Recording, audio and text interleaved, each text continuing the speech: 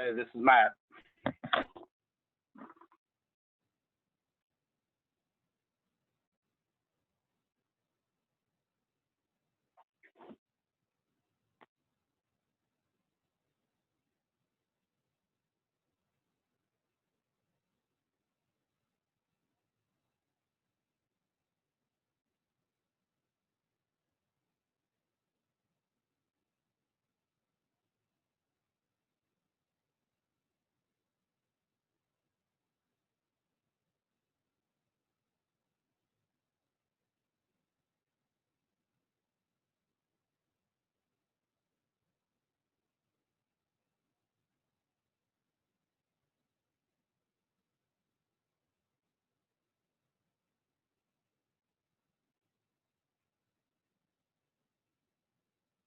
Hey, can any of you hear me?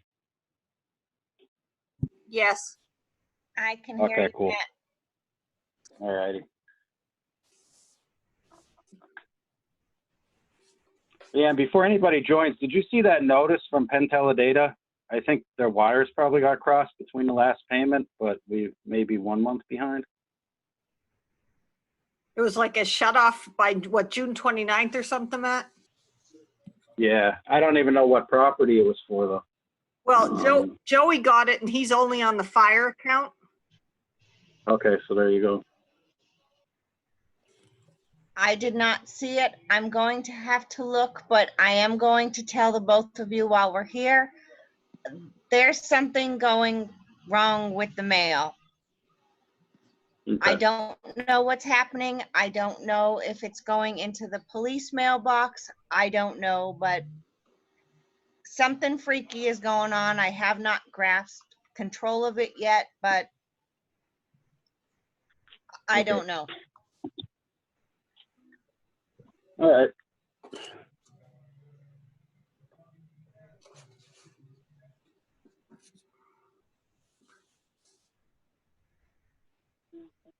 Joey's not on the email, Lynn.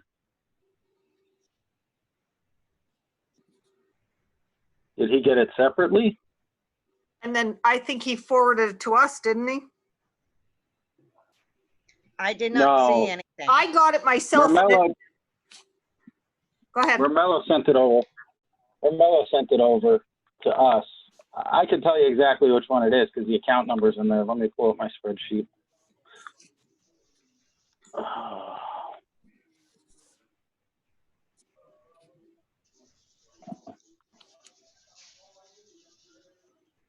Yeah, and I'm asking you like a dummy, Leanne, if you got it. Obviously not. She's not on it, yeah. Well, the email's screwed up there. She's on it, but the email, there's something wrong with the Outlook on her computer. And I was playing with it. I couldn't figure it out. I don't think she's on the fire one. No. I don't think Joey got it. Mermello sent it to us because he was on it. So it was you two. It's actually the Freeland Borough account. Well, then Leanne would be on it. Yeah, she's on it, but she's not getting emails. They're not coming in or out in the all afternoon. There's something wrong with Outlook on that computer. This is true. So it'll be sitting there waiting for you. But yeah, it looks like it's the Freeland Borough account versus any other. Oh yeah, it did go to Freeland Borough. Yeah, it's the three of us. I just pulled up the original message. I wasn't getting anything pretty much all day long, any emails. Yeah, it looked like the same problem as last time, but my trick didn't work this time. So we shut it down overnight, and I'll try to tackle it again tomorrow morning if I have to. Otherwise, it's weird because the rest of the internet is working. It's just Outlook. So I don't know what the solution is there. That's worse, yeah. If the internet's working, that's, yeah. We might be able to do a backup of the email and then, you know, kind of just like log out of the whole thing and log back into it again, like set it up from scratch, but then not lose all of our old emails. You shouldn't have to, I don't.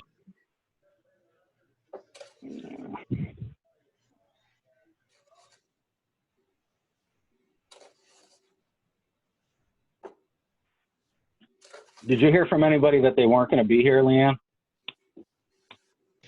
I have not heard from anyone.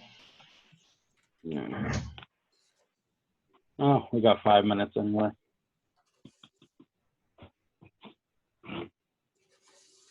We only need one.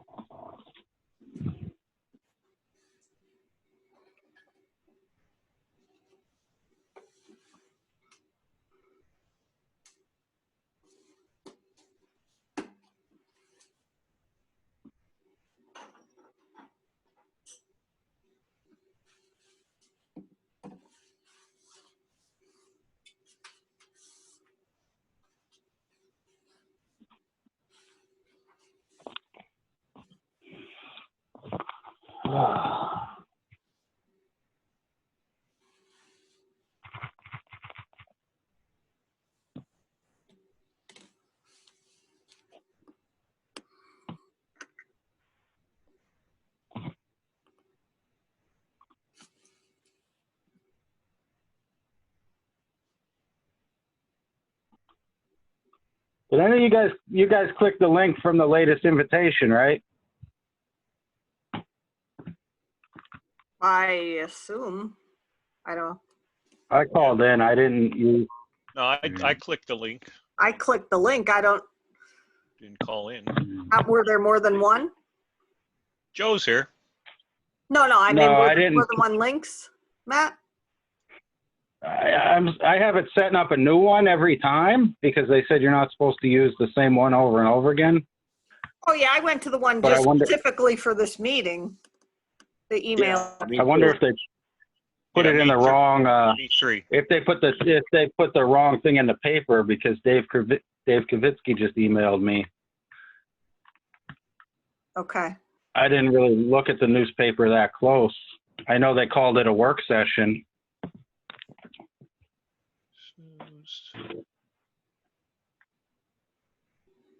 Jay Fish is coming. So I don't know what to make of it.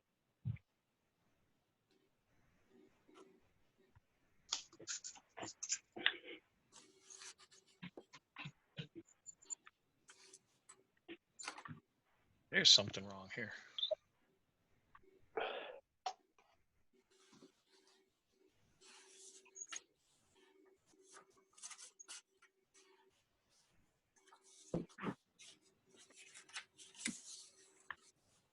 Oh, that's the problem. Not connected.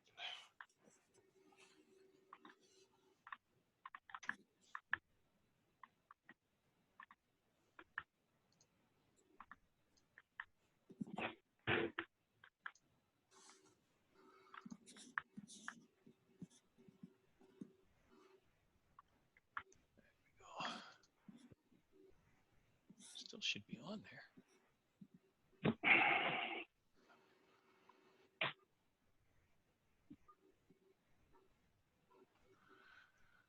Alrighty then.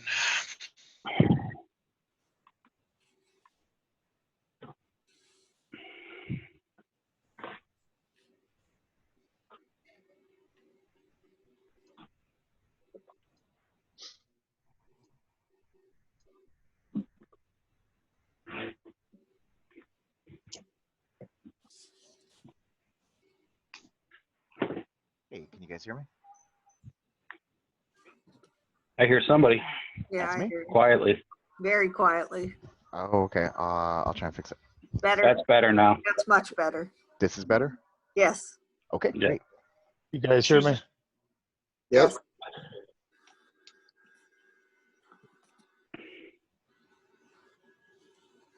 Wait a second.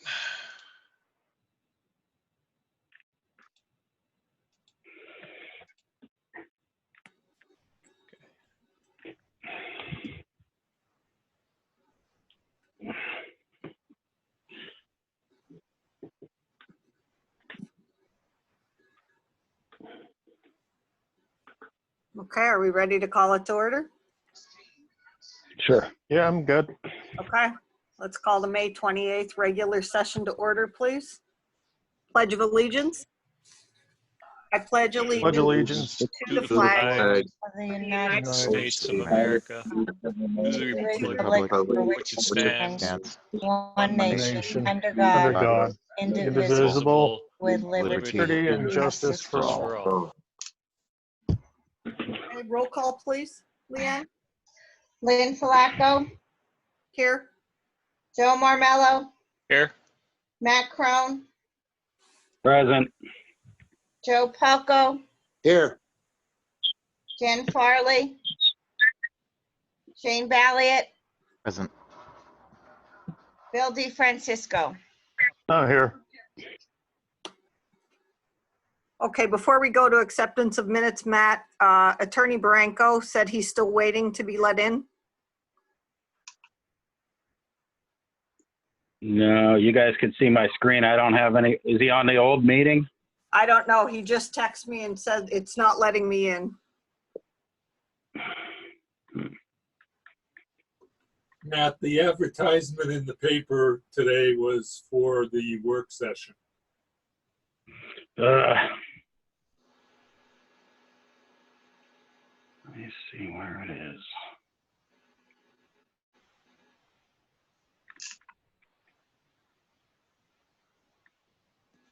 I had a feeling, Dave. We told them about it yesterday too. All right. Can you tell Attorney Branco that I forwarded the invitation back over again? Yeah, I just sent it to him. I just said, Matt, sending you link. Yeah, Dave, that worked for you, the one that I sent, right? That worked fine. Dave, yeah, so I sent him the same thing. So if he clicks that one, he should be right in. Okay. All right, well, we could go ahead with the acceptance of minutes. Did everybody get a chance to review them? Yes. Yep, Okay, is there a motion to accept? I'll make the motion. Motion by Bill, Billy? Okay, second? I'll second them. Second by Joe. All those in favor? Aye. Aye. aye. Any opposed? Okay, motion carries. Do we have any citizens petitions? I'd like to just remind people that despite the fact that it says residents or taxpayers, for however long I sit on this board, anybody will be allowed to speak. Our roads are not only open to residents and taxpayers, our businesses employ people other than residents and taxpayers. Everyone's welcome to speak here and encouraged to speak here. I don't have a problem with that. Is there anybody with petitions? I have an opinion on that matter. This is a standing rule going back several years, and councils are allowed to set their rules. Being And allowed, this is being allowed common in a to, lot of other areas. being allowed to, and So being the required to are majority two rules- separate things. The majority rules at the end of the day. So, you know, everybody's entitled to their opinion, but the majority rules at the end of the day. Yeah, we don't have to do everything that we're allowed to do, though. If we're allowed to do it, we don't have to. No, we don't have to, but we can choose to. Yeah, yeah. And we can always stop anything at any time. And at this point, we don't have anyone, so it's not an issue. That being said, was there anyone who would like to have a comment or a question? Nope. All right, we'll move on to the secretary and tax collector reports, Leanne.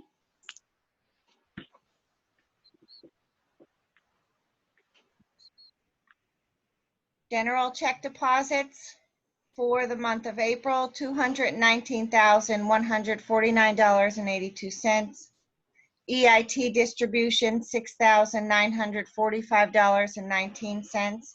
There was no LST distribution, for a total general checking deposit, $226,095.01. Tax collector deposit received, which is included in the deposits, was $78,213.06. General fund beginning balance, $116,248.18. General fund ending balance, $210,058. Oh my God, $210,058.24. Garbage deposits, $9,770.87 for an account balance of $57,660.36. Stormwater deposits, $18,853.13 for an account balance of $62,402.15. Liquid fuels account balance, $87,311.71. Okay, very good. We have a motion to accept the secretary and tax collectors reports. I'll make the motion. I'll second that. By Joe, is there a second? Second, Shane. Second by Shane. All those in favor, aye. Aye. Aye. Any opposed?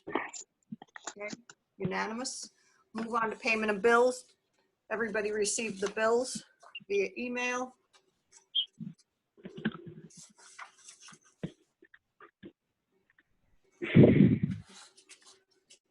Did everyone get a chance to look them over? Yes. Any questions? Yeah. on the So bill? I had a few questions. Leon, and I apologize, I didn't get this to you earlier. The rows 8 and 9 are Direct Energy Community Square and Direct Energy Center and South. Are those the same thing? Is that all Martin Square, or is one of those specific to the traffic light or the street lighting? The one, I guess that would be, I don't know which. From what I understood, they're two different bills Okay. for two And there's different no amount for the areas. center and And as center I and south. told, We didn't have the bill. right, as I told you and Lynn prior, that the mail it's not right. Okay. So you're not receiving all these bills? No, So it looks like this is an entry on here. Row 9's an entry on here because we anticipated that we would have a bill, and for whatever reason, we don't have it in hand as of this moment when the correct. report was written. Yeah. Okay. So same thing for Penn Teledata for the police department account. There's no That's amount on there. correct. All right, can you All right, and call what- them, Leanne? I'm sorry, Lynn? Can you call them and see what the, if Yes, they can fax us one, just so we don't get any late charges on that? I will do that. Okay, thank you. What's the PA Association of Borough Testing? I received a bill. I received a bill this past month for that, and it was for the drug testing. Again, Oh, in addition, Do they, in I think, addition aren't to they, what we, they're the to the administrators, I provider. believe? Is that Okay. correct, Leanne? They do the administration part of it? they do the administration part of it through FSS Solutions. Right, okay. okay, And I don't have a only problem with that. I only have one other comment on the bills. The First National Bank, the automatic withdrawal on the Yukon, can you just make sure that goes through? I already did that. I received the bill the beginning of this week, Tuesday, and I verified that it is on an automatic withdrawal. But that amount that's on here, isn't that with late fees? I Is it- put that amount, I did not verify the amount. I put that amount that is on the bill itself. But you remember the last statement, it said Right. it wouldn't take it. So if you could just make sure they actually will take that amount out. Okay, Okay, if you could call on the first, I make will. sure. Okay, thank you very much. Any other questions on any? bills on this? Yeah, I just wanted to add one more, and I see that Chief Stepanski joined. And Chief, I don't have the bill in front of me right now, but that was $100, right? For the Fosters? That's correct, Matt. Yes. Yeah. So I'd like to propose that we add that one. I have the paper bill in my car. I apologize. I didn't get it to Leanne today. I don't really want to put it out another month. You know, we had already agreed to buy it. We have it. The police department has it. So I'd like to add that one on if we could. I don't have anything to remove from this page. Can we do this page by page again as usual? Sure, the general fund. Yeah, we'll do the regular Yeah. invoices. Absolutely. Okay. Okay, is So there, I'd like to make the motion to pay them all plus the $100 for the fire department for the disinfectant. okay. That's Matt has the first. Is there a second? I'll second it. Okay, second by Bill. Any other questions? Okay. Can we do a roll call on that, Leon?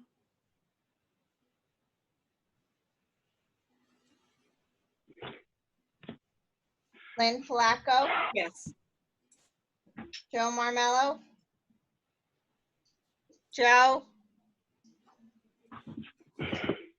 Yes, sorry, I was muted. that's okay, Joe. Matt, Yes. Joe Palco, Yes. Jane Balliet, Yes. Bill DeFrancisco, Yes.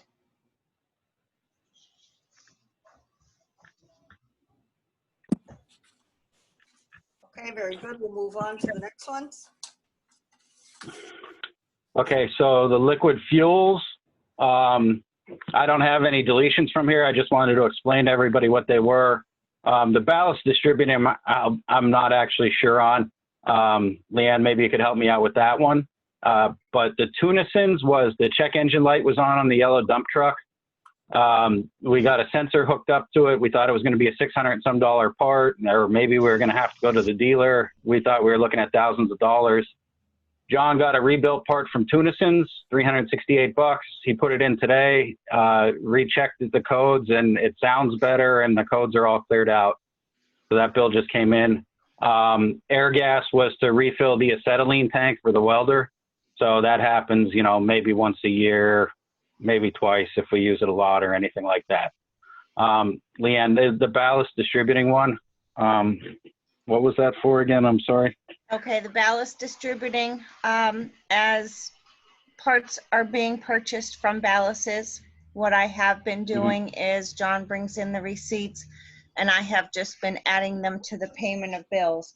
So for liquid Okay. fuels, it's pretty much for maintenance and supplies from what John and Lorne had purchased from ballasts within the month of May. Okay. As far as Tunisons, that part that they just purchased for the dump truck, I want Yeah. to clarify that the part was $568, but there's a $200 core charge, which I was Right. told that would be returned.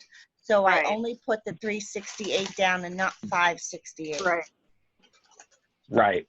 Yeah, thank you for pointing that out. I should have. You're right about that. Not a problem. Okay, is there any other questions on that? All right, do we have a motion to pay the liquid fuels bills? I'll make a motion. Okay, motion by Bill. Is there a second? I'll second it. Also, Second by Joe. Okay, all those in favor? Aye. Aye. Opposed? Aye. Okay. Bills are paid for liquid fuels. I just have a question. As far as in our books, do we have that that core charge marked properly as far as a balancing the books there? That was outgoing payment and then an incoming return. It wasn't, we're not paying it. Leanne just waiting for the credit from Tunison's, correct, Leanne? Yeah. Yeah, but in Yes, our books, once the parts returned back to Tunison's, they take the $200 off. It's an in and Yeah. out deal. yeah, but we haven't paid it yet though. No. So Shane, Okay, this is what yeah. happened. So it came yesterday and we had Yeah. a bill in hand for $568. Yeah. The part went back today. They issued us a credit slip for $200. Mhm. So they're only expecting to receive a check for $368. We just So didn't get the credit needs to be credit. stapled to the bill and then we're all clean. Okay. I'm just making sure that we don't have discrepancies in the books because we have a bill for 500, but we only paid 300 and, all that kind of stuff. No, the 'Cause, credit, the credit will be attached. Yeah. Okay, great. Okay, next on the invoice. Yeah, Moving on the to garbage, we voted last month to issue those liens against, the 8 liens against the Torner property. So part of it got paid out of garbage, and you'll see more of it on stormwater. So that's what the protonotary charge is for the 149. All right, do we have a motion to pay the garbage invoices? I'll make the motion. Motion by Joe, is there a second? I'll second. Okay, second by Joe Polko. All those in favor, aye? Aye. Aye. Aye. Any opposed? Okay, garbage invoices are approved to be paid. Move on to stormwater. Again, they're all the Yep. same, the 2 automatic loan withdrawals and the same prothonotary for the liens that we already approved. So is there a motion to pay the stormwater invoices? I'll make that motion. Motion by Bill, is there a second? I'll second. Second by Joe Marmello. All those in favor, aye? Aye. Aye. Aye. Any opposed? Okay, stormwater bills are approved to be paid. And the previous bills. That you want to review those? Yeah, I have some questions. So Leanne, are you, I know you had said last month you were reviewing the Slusser charges. Are you comfortable with them and how they align versus what we paid in the past and everything? Yes, I am. I have them all coded the way they're supposed to be coded. The check should be made tomorrow. Okay. Renovation of the heating system. I remember this meeting when this came up, and it was clearly said that the fire department would perform the work, the borough would pay for the materials. My question to Chief Stepanski, we might have lost our paperwork. Do we have any kind of original receipts or anything from the purchase, just from a documentation perspective? I should have a copy of it, Matt. I can get a copy tomorrow and give it to Leanne. If not tomorrow, I'll have it for her Monday. Okay. And that's the one that we did the work to winterize, correct? Right, correct. Right. Yep. Right. I'll dig it out Thank you. and get a copy for you. I'm sorry for the hassle. Thank you very much. No problem. Yeah, the Christmas lights, that never got paid for 2019, so, add that onto the pile of old stuff.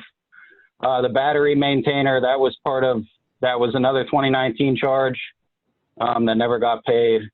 And then we have the Riley and Associates. So my motion at this time is to pay everything except for Riley. And the condition on the renovation of the heating system is we're just waiting to get a copy of that bill there. And then we set aside Riley for now until the documents from the event center can be reviewed more thoroughly. Okay, Matt made that motion excluding Riley and pending receipts for the fire department heating system renovations. Is there a second on that motion? I'll second that. Second by Shane. Any other questions? All right, do a roll call on that, Leanne, since we omitted one.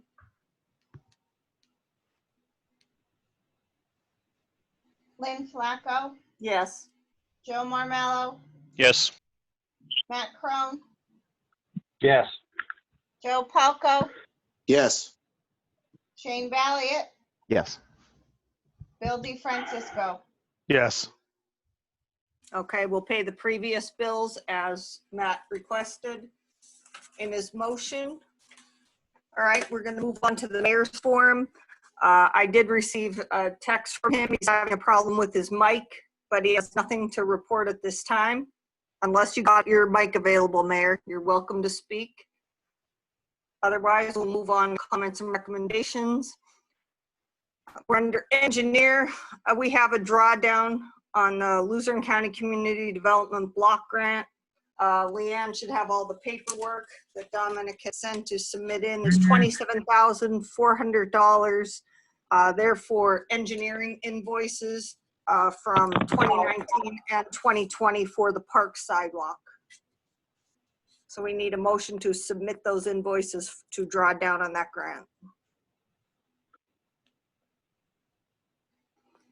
Is there a motion to that?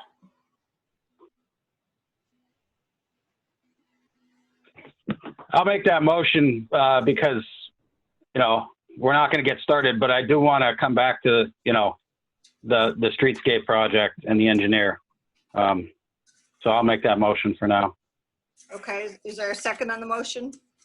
Nothing will be paid until the drawdown is received, just so everybody knows that. I'll second it. Was that Shane? No, Joe. Joe? Falco, okay. Any other questions?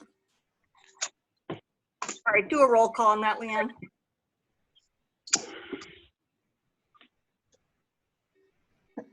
Lynn Flacco, Yes. Joe Marmello, Yes. Matt Crone, Yes. Joe Palco, Yes. Shane Valiant, Yes. Bill DeFrancisco. Yes.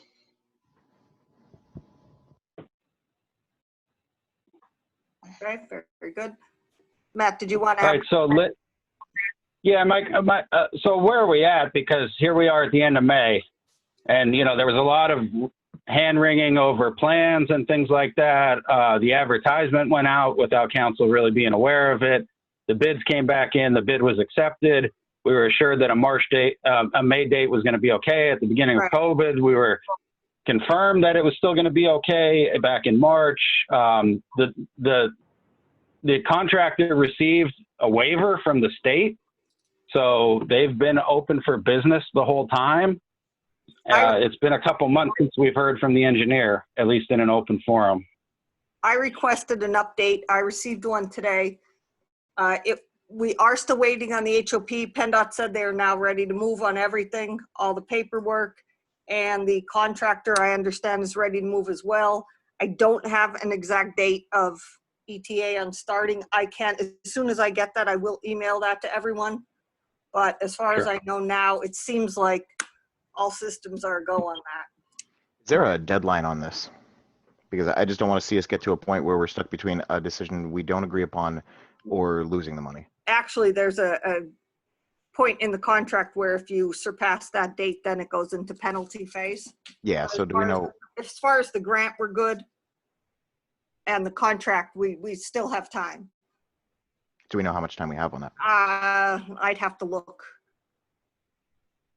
Because I just don't want. I But don't. we wanna be have to forced spend the that. money during this calendar year, right? The project has to be complete. Generally, they request, I mean, there is a way to extend that, but it has to be extenuating circumstances. With the year it's been, I don't know how, that they may be running into that more, but our goal is definitely to be done by the end of the summer. I mean, absolutely. Yeah, I don't want us to be pouring concrete in November. No, absolutely not. And then my other question for the engineer is the community development block grant funds. We think it's between $25,000 and $40,000 in additional funding that Correct. came out at the beginning of COVID. And, we're almost like 2.5 months with no update on it whatsoever from the county Yeah, they level, I still guess. Yeah, they still have not given any parameters on what it can be used for. None. Okay. Anything else? Okay, under that? thanks for the information. Oh, no problem. Okay, if nothing else, we'll move on to the solicitor. Were you able to join, Joe? Can you hear me now? Yes. Hello? Yes, Okay. sir. Mother. Okay, we briefly touched on the Torner properties. 8 liens are ready to go. So as soon as we get the filing fees, we'll move forward in that regard. The emergency declaration was circulated last week. I think that's in final form for approval. And I don't know if Jens joined us this evening, but the Freeland Authority loan guarantee and agreement are up on the table for approval. And I All think right, that was duly advertised. Sure, we'll do it was correct. Let's do the emergency first. Is there a motion to extend the declaration to June 25th? I'll make the motion. Okay, motion by Joe Marmello. Is there a second? Crone will second. Okay. Matt will second. Matt will second. Any questions on that? All right. No, I just Since wanted to it's a make a note. I spoke with the county manager, Dave Pedri, this week, and he Mhm. confirmed that the county is going to leave their state of emergency in effect at least until we go to green. So this is not Yes. outside of the realm to pick this June date, which takes us to our next meeting. He said he wanted to make sure that Sure. everything was in place in terms of receiving federal funding. Yeah, and I as well, I double checked with Wilson that he wanted us to move forward with that as far as his dealings with Pima, and he did. So I think we're good to do that. But being that it's a resolution, can you do a roll call, Leanne, please? Actually, I have one question on the Yeah, state of sure. emergency extension. And I don't have it in front of me, but when I looked at it, I believe it said something along the lines of we're extending the state of emergency and everything that had to do with the state of emergency from when we initially enacted it. And I just wanted to make sure, because we chose not to extend the curfew, but I believe the curfew was with that. It was kind of bundled. No, it was not. I just wanna make The sure. curfew was not in the original declaration. Okay, so this is extending the original declaration, not the second. Correct. Yeah, Okay, the okay, curfew just has making been sure. removed. All right, okay. Okay, roll call, Leanne? Lynn Flacco, Yes. Joe Marmello, Yes. Matt Crone, Yes. Joe Palco, Yes. Shane Valiant, Yes. Bill DeFrancisco. No. 5 yes, 1 no. Okay, very good. Thank you, Leanne. Okay, and we have the FMA loan guarantee and agreement. Attorney Branco, did you have a chance to review all the paperwork? I did, and as I understand, Jens Demgaard prepared both the Correct. the agreement and the ordinance, and I worked with Jens for decades, and very competent, and everything looked fine to me with no substantive changes. Very good, thank you. very Thank much. you, Joe. It is Jens. I'm on in case there are questions. Okay, very good. Where's the Thank you.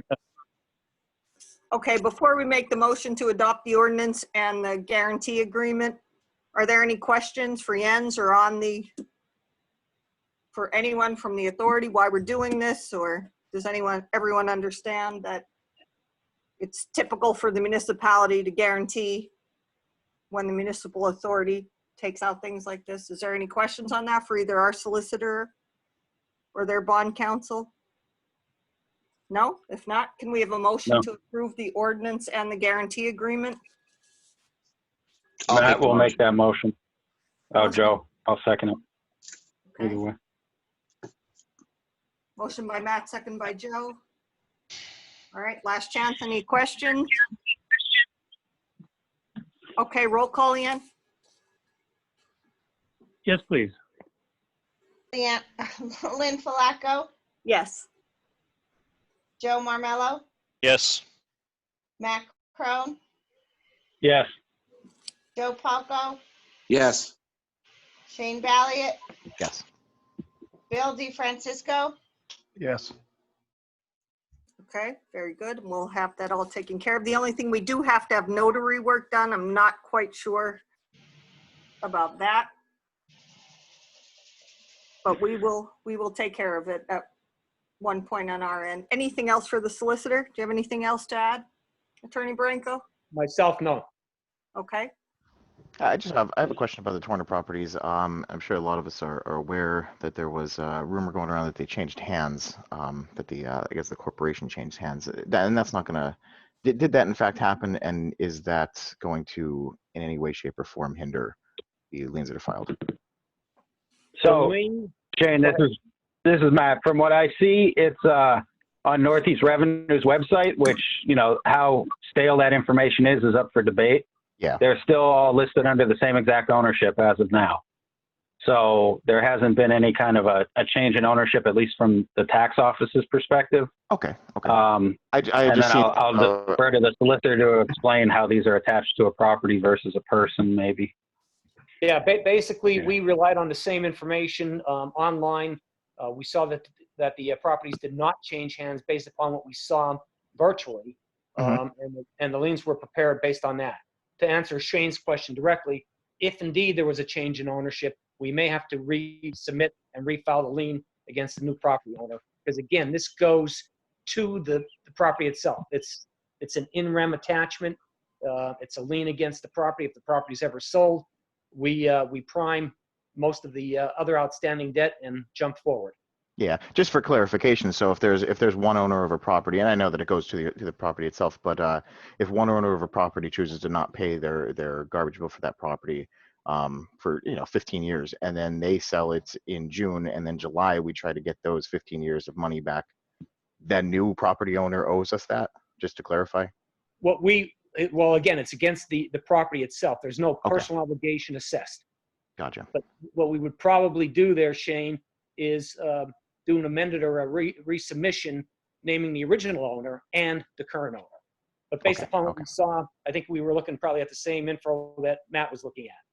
Yeah. I'd seen a post where someone claimed to have purchased those properties and stated they were under new ownership. I saw signs on all the properties too that they were under new ownership. So maybe we could just check into that and see if whether that person was a fibbing that they bought these properties. I think that was more of a managerial standpoint, but once they won't be able to file them if it's not the property owner. So they'll know as soon as they go to file them at the prothonotary. Gotcha. Shane, Gotcha. just to add to that, I know it says it on, if you look on the local multiple listing service, you will find a few of those properties still up for sale, but they're not coming up on like Zillow and stuff like that. So they are technically still for sale, which would mean that they're in the hands of Torner at this point.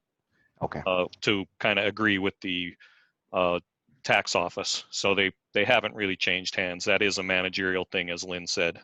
Okay, great. I just didn't want to see this fall through the cracks. And Leanne, you haven't seen anything come through from any closing companies, right? Or anything like that, period. No, I have especially not for these- seen nothing in regards to abstract companies telling me that a property has been sold.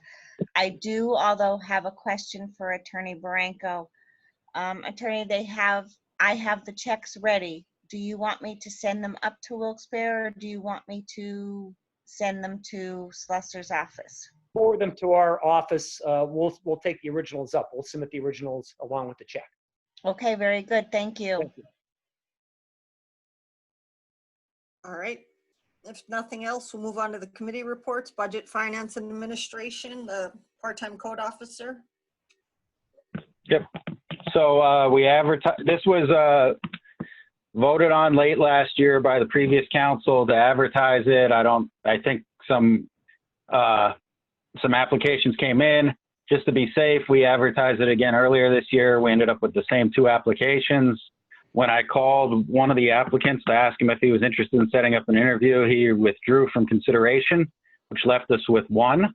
And at this time, I'd like to make a motion that we offer a part-time position to Kevin Palco. I'd like to ask who participated, and don't take this in any way, shape, or form. I just want to make sure that we have at least some semblance of uniformity for things, even in this strange times that we're in right now. Who was attending the interview with this potential employee? Yeah, so the timeline was I sent out an email saying, did anybody want to participate? I heard back from Lynn, who's part of the code enforcement committee as president, and Joe Mermello. Joe Mermello spoke with the candidate. I spoke with the candidate separately. We compared notes. We kept Lynn in the loop. Okay, And Kenny spoke with the candidate too. Don't forget that, our present codes guy. Yeah, Kenny did as well. I thought I responded to that, but either way, and that doesn't matter because I fully trust in everybody else's abilities. And I'd like to say that while it is an option to conduct interviews privately and keep that stuff private, at least while the interview process is going through, it's certainly not a requirement for us to keep that private beyond the interview and when we're at the hiring process. So at this time, I'd just like to ask those of you who did speak with the potential employee, what were your takebacks from that? Any pros and cons or anything that stood out? Actually, that would be a personnel matter for executive. I mean, it could, no. I mean, it could be, it could be, but it doesn't have to be. I mean, I'd ask the solicitor for clarification on that, but I think at this point in time, that stuff could be public information. And we could My certainly go pref- into an executive session, but Yeah, my but preference would be executive session. to be clear, preference is not a requirement, certainly at this point in time. That being said, Matt, based on your speaking, that's the code's recommendation? To make Yeah, the hire, yeah. correct? That's Based a on the- code based- recommendation. Matt made the Right. motion, correct, to Wait. go through? I'm sorry, Lynn, go ahead. No, I Right. just want to make sure it was based on interviewing that person, correct? Correct. Okay. Right. And to go back to Shane's point, right, because I started to debate this myself, is, you know, I don't know how I feel about any committee interviewing somebody, whether it's for a police officer or a code enforcement officer or for anything else, and then expecting council to vote on it. I'm of two minds when it comes to that. With that said, it's moot in this case because we only have one person. But what I will say, Shane, is I wouldn't have made this recommendation. I made the motion if I wasn't comfortable with the candidate. And that's And I'll be happy to review it. yeah, that's exactly what I'm looking for. I would have Matt stayed and- silent if I was in any way. Right. I'm not just saying like we're settling or anything like that. Right, I that's just- why I yeah. asked for your Yeah. recommendation. My only concerns is because this is it's a unique situation because unfortunately this is a direct family member of a person who's on council, so we have to make sure that we follow to the T what we expect everyone else to go through when applying for a job. And I mean that's just standard, and it has nothing to do with, you know, anything else aside from that. But Matt and Lynn, I respect both your opinions, and as long as you guys and code are on board with this, so am I. I think we should actually talk did about not- how to handle future hires. I think we should Absolutely. talk about whether it should be the whole group versus a committee or what, when the opportunity arises again. Yeah, I'd like to say that I haven't seen an application, I haven't seen a work history, I haven't seen a resume. I haven't seen any of those items. I'd like to state that. And while I can completely understand, you know, the inability for everyone to come together and meet for a meeting, I mean, it's certainly easy to get that paperwork sent out, or even just talk between ourselves of you know, pros and cons of that potential employee. Okay, again, so we don't beat this to death, that was emailed to everyone. Everyone had the opportunity to do it. I was successful, Matt was successful. So I leave it on the other people. Obviously, Joe's not going to interview his brother. And if Matt makes that motion to hire Kevin, I second that motion. Okay, we have a first and a second. Any further questions? Okay, if not, roll call, please, Leanne.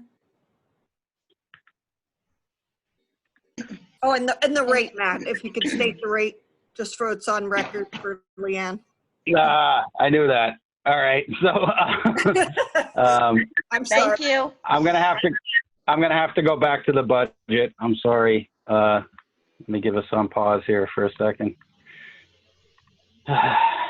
And the hours are going to be the same hours that they were as of right now. So that was 2 nights, 3 hours per night. So that's 6 hours per week for now. Code enforcement. Right. While you're doing that, Well- Matt, I can mention that the properties we talked about, 3 of them are still listed for sale, the Torner properties. So just to confirm that they are probably still in their hands. 3 of them at least. So, I mean, Shane, to your point, Realty transfer as well. Correct. Sorry, Yeah. Matt, go ahead. No, I mean, to get back to Shane, I mean, I'm going by based on what we're budgeted for this year. So we didn't talk about increasing it at budget time. So, you know, it kind of is what it is.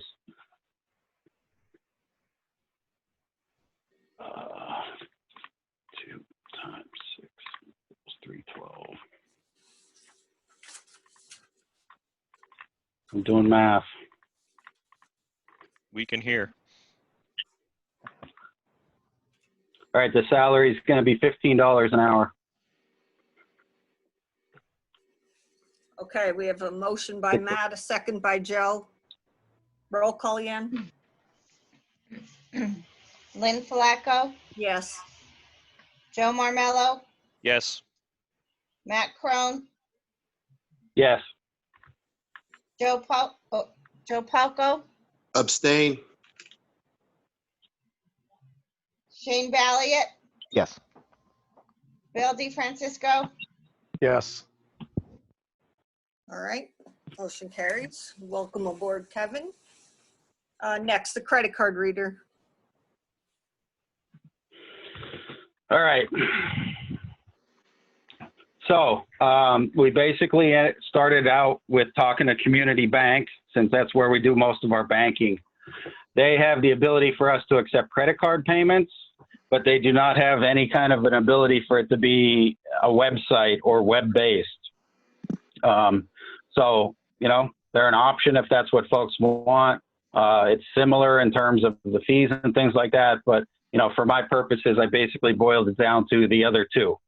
All right. So we had demos set up. Everyone from council was invited to attend the demos with each of these. The first one was eGov Solutions, which is the solution that's used by the municipal authority. If you go on the Freeland Municipal Water Authority website, there's a pay bill button, I think in the right-hand corner, a little pink button. It takes you to a page that was designed by eGov. They work with First National Bank in our area a lot. Municipal authority only has the credit card option, but there is an option as well to add an electronic check or an ACH, I'm sorry. The other vendor was MuniciPay. They're based out of Rhode Island. Whitehaven recently instituted a solution using MuniciPay. They're getting ready to go live with it. So as far as I'm concerned, those are our two options. So I tried to break it down for everybody who wasn't able to attend both sessions with Lynn and I. So with eGov Solutions and First National Bank, they do not accept American Express. MuniciPay does. So it's Visa, MasterCard, Discover, and American Express for MuniciPay.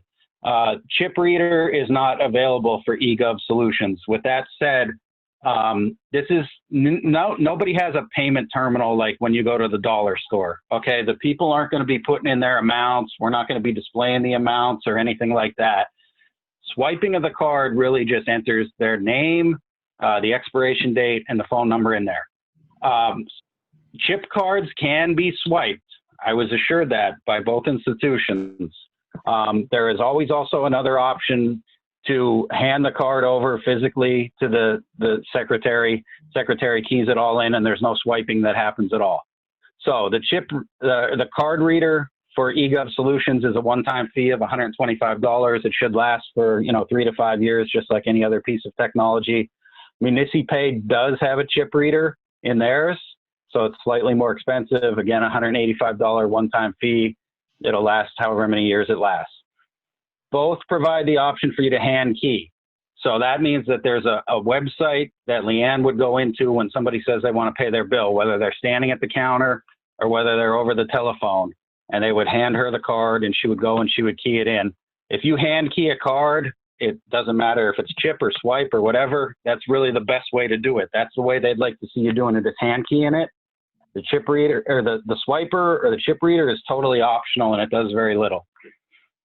They both have website options. I'm sorry, go ahead. Do they charge more for the hand key? I know that most. No. Oh, wow. No, they're actually designed. Really, both of them would like you to hand key them in.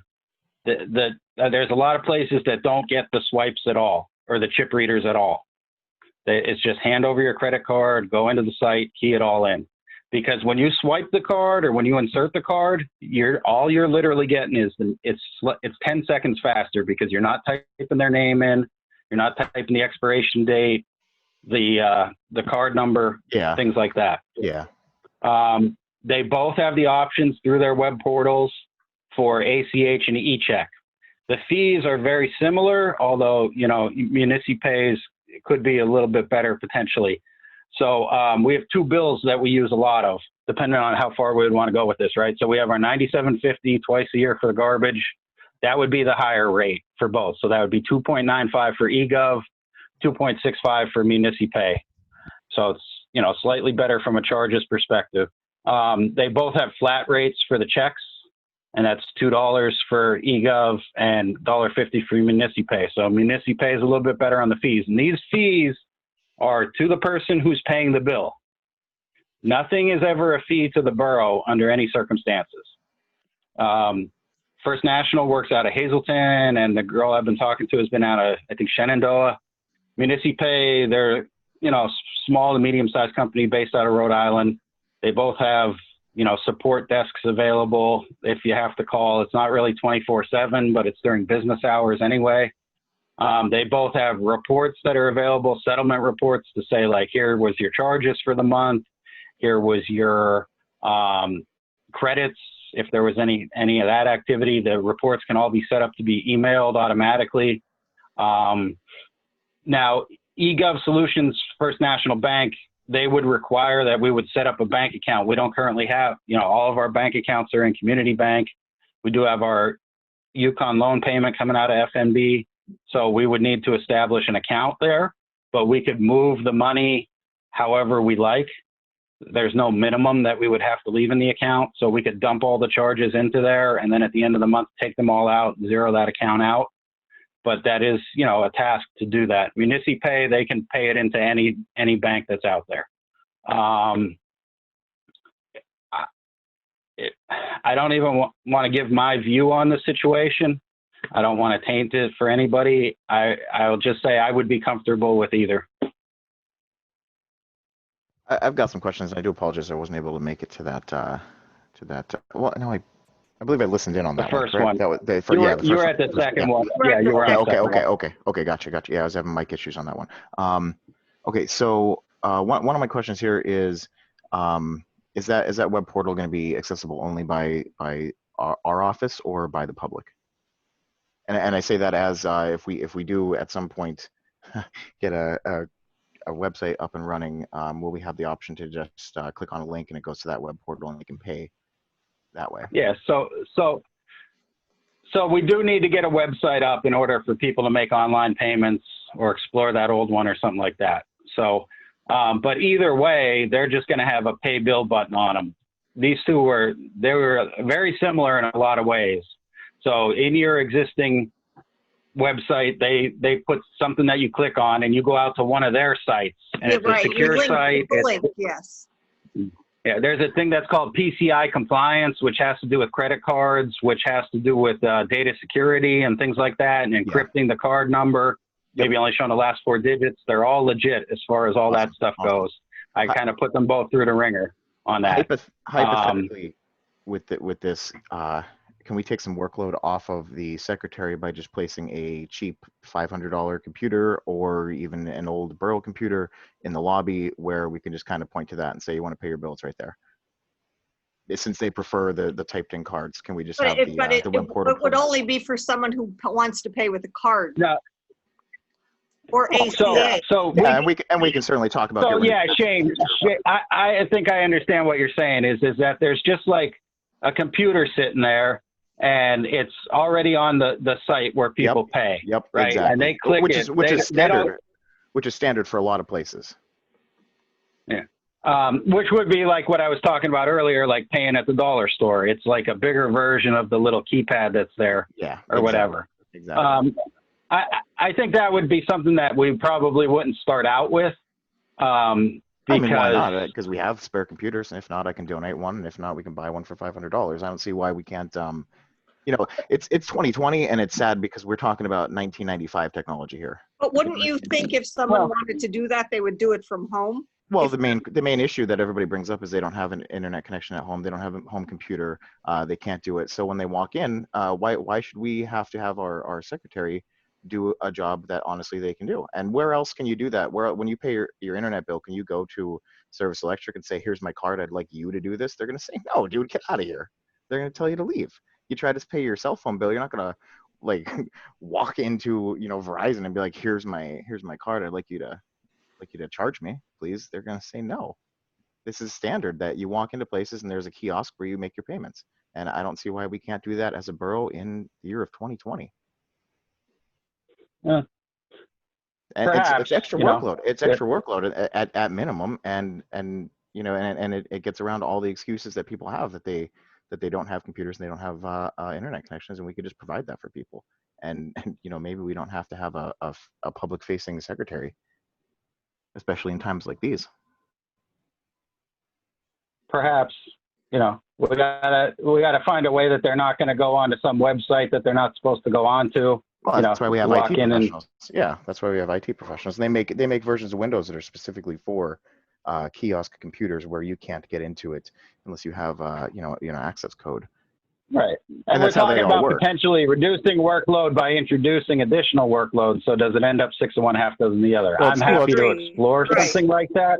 We can't be afraid of additional initial technological workload to, over a long period of time, reduce physical and manual workload. That's how everything in the world automates and gets better. That's how things get cheaper.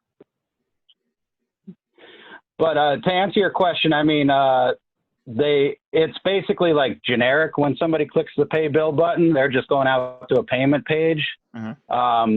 The MuniciPay one does ask for a lot more information from them. Yes. Um, Email address. Right. Yeah. But there's nothing like, you don't save your card in your profile. You're basically like logging in, but you don't have anything in there. It's just your name and your email and your phone number, but they ask for that every time anyway. Yeah. So, And that's standard for anything you pay online as far as a monthly bill. yeah.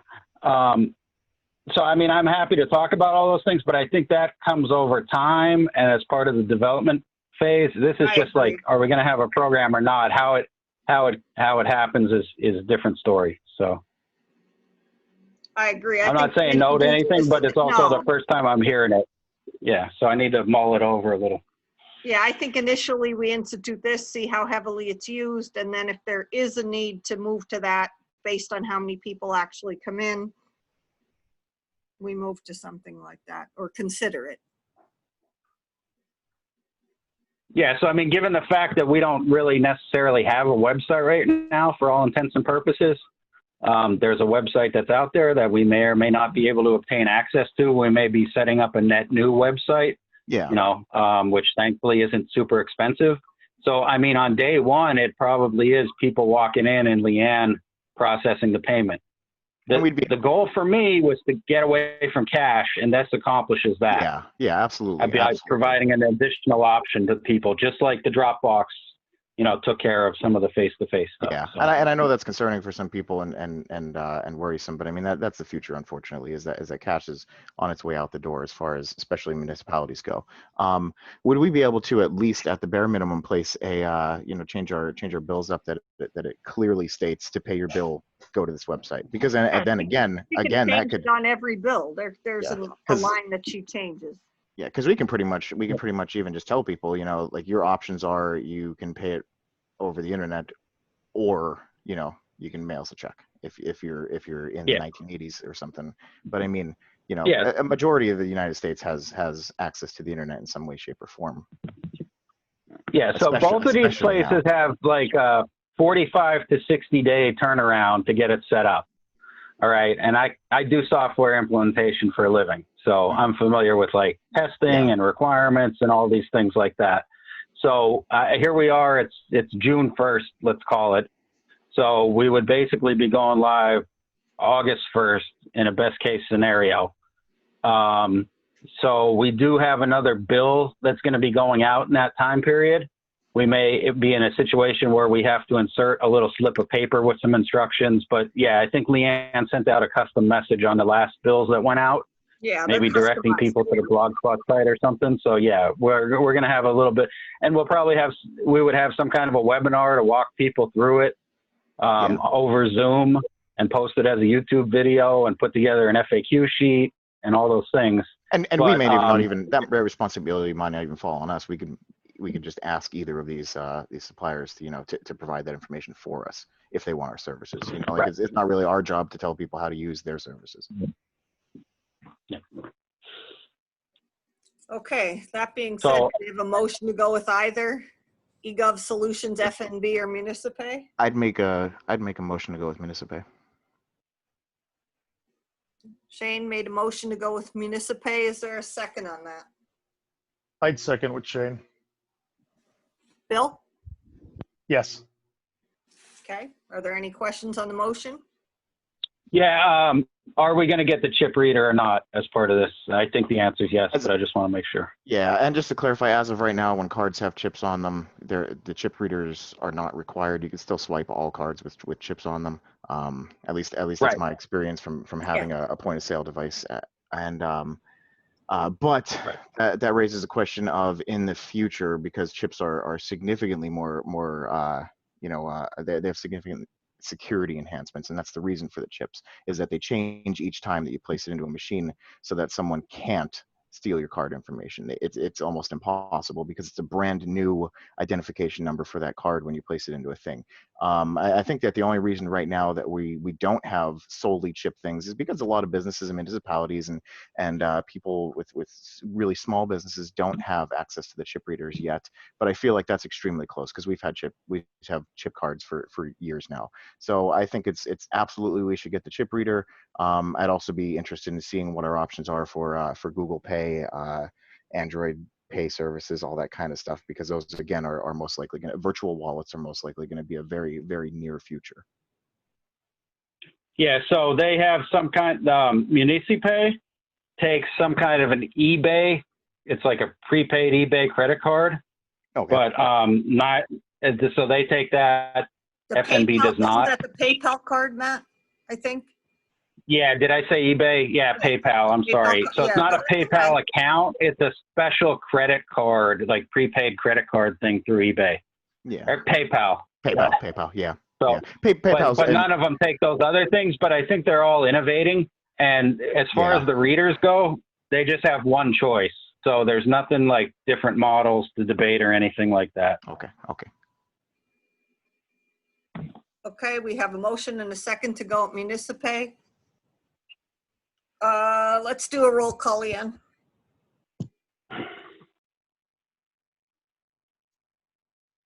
Lynn Flacco, Yes. Joe Marmello, Yes.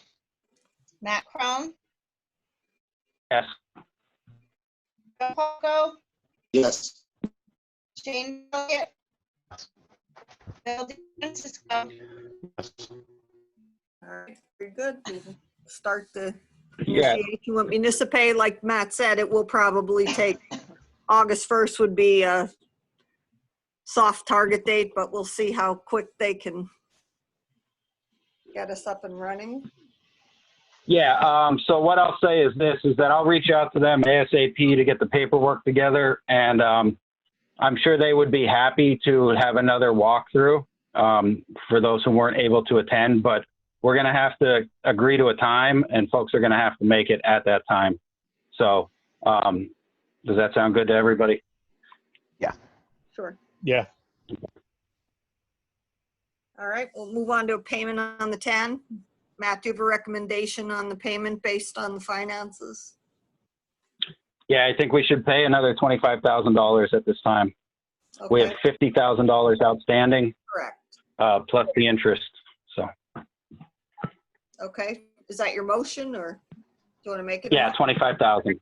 Okay. second Yeah, motion to pay 25,000. Second, Is there a Shane. second on that? Shane, second. Shane seconded? Very good. All those in favor to pay $25,000 on the 10, say aye. Aye. Any opposed? All right, well, Leanne, if you can facilitate that payment for us. I will do that tomorrow. Thank you very much. All right, property tax extension. We have debated this several times. We did discuss at the work session extending it so that there is no confusion with payment on the bill, being that the county and the municipal are on the same bill. Is there anyone who has any comments or questions, concerns? Yeah, I'd like to give a comment, and I'd like to provide actually more so than just a comment, my own personal situation. Because I know there's a lot of things going around that people are in dire straits, people are in financial distress, things like that. And I'd like to say that as an owner operator of one of the businesses that was closed, or forced to close back in March 15th. Initially, those were gigantic concerns. I'm going to be honest with you. I didn't know where food was going to be coming from in about 3 weeks when savings dried up. But At this point, I'd like to say that I think that there's been so many advancements with the $600 a week to people who are able to apply for unemployment. The first round of stimulus checks, the second potential round of stimulus checks. It's a tough decision because at this point we're talking about a very small minority of taxpayers that are at this point going to be experiencing financial distress. So this is what it comes down to, is that a majority of people would still be able to make their payments, but a minority of people are in a situation that is extremely dire. So that's from my perspective what we're looking at here, just to clarify it with everyone. So it's whether or not we want to ignore that minority who's suffering, or if we want to make a large extension for everyone, which will most likely result in people taking longer just because they can to pay their property taxes. Actually, the majority have already paid. Okay, that's great to hear. That's great to hear. Yeah, and we definitely got that from Leanne, and I spoke to the tax collector this morning on that. So that being said, to make it less confusing for people, because right now you cannot split payment of your bill. You have to pay county and municipal. I think it's my recommendation we go along with the county, but would anyone else like to make that motion? If not, I'll make a motion to extend it with the county. Yeah, so this is my 2 cents on it, is even at the county level, when they started discussing this, there was only 30% of the people that hadn't paid at that point in time. And I really wish that instead of doing this thing with the dates, and who knows if they're going to pull something else with the dates at their next meeting, they did not consider the municipalities at all, in spite of the fact that most municipalities share the bill with them. Agreed. And even when we did get feedback, it really didn't matter. Which you did. Yeah, no, you guys did a great job with that, by the way. I'd like to say that. Yeah. And if anybody really is concerned about their finances, they should have paid in the rebate period. But that's another conversation for another time. Exactly. I wish they would have done something different, where they introduced some kind of an exception process or a hardship process, where they made somebody jump through some hoops of applying for something and proving that they were in any kind of a straits, instead of, because when you do it this way and you change the date, you're just telling people, you're encouraging people to not pay quickly, because now they could wait on it. Exactly. So it's a I'm very of tough two minds decision on the whole thing. So I'm not going to make the motion at this time, just because I know what our financial situation is. We need the money too, and there is extra unemployment money coming in and things like that. But again, there's a process that was implemented for the tax collectors, but from what I understand, it's pretty cumbersome. There's a lot of manual entry that they have to do into a computer. There's a lot of steps to go through, yes. Yeah, to be able to do it. So are we going to end up losing out on some money somewhere because of a miscalculation or anything? They just introduced so much confusion into this process that if somebody makes a motion, I don't even know how I'm going to vote. Yeah, I'd like to even clarify that, in my opinion, at least, we are in a position where it's either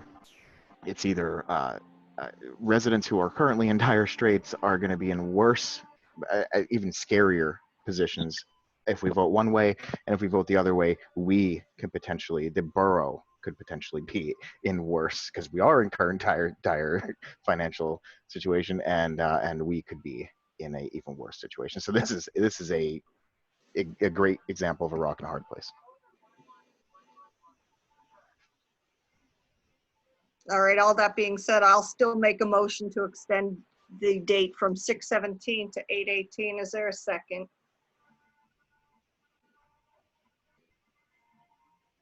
Okay, if no one seconds it, then the motion dies on the floor. We'll let it go from there. See what happens. Hopefully the tax collector can go through all the steps. Next, the police cruiser on municipal bid. Yeah, so this thing's been in really bad shape for a really long time. We were able to cannibalize it to replace the tires on the code enforcement vehicle. They're very similar. We may find ourselves in a similar situation in the future where there's some kind of springs or, I don't know, something. It's rusted out. I'd like to make the motion that we do advertisement on municipal, but that we are very explicit that we have the right to reject any offers that come through, which will buy us more time. You know, once we see what folks are willing to pay, then maybe we can make a better decision on whether we want to hold on to it or whether we want to accept the offer.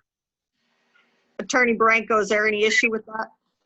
No, actually, if you take a look at the borough code, I think it's under, hang on here, give me a second.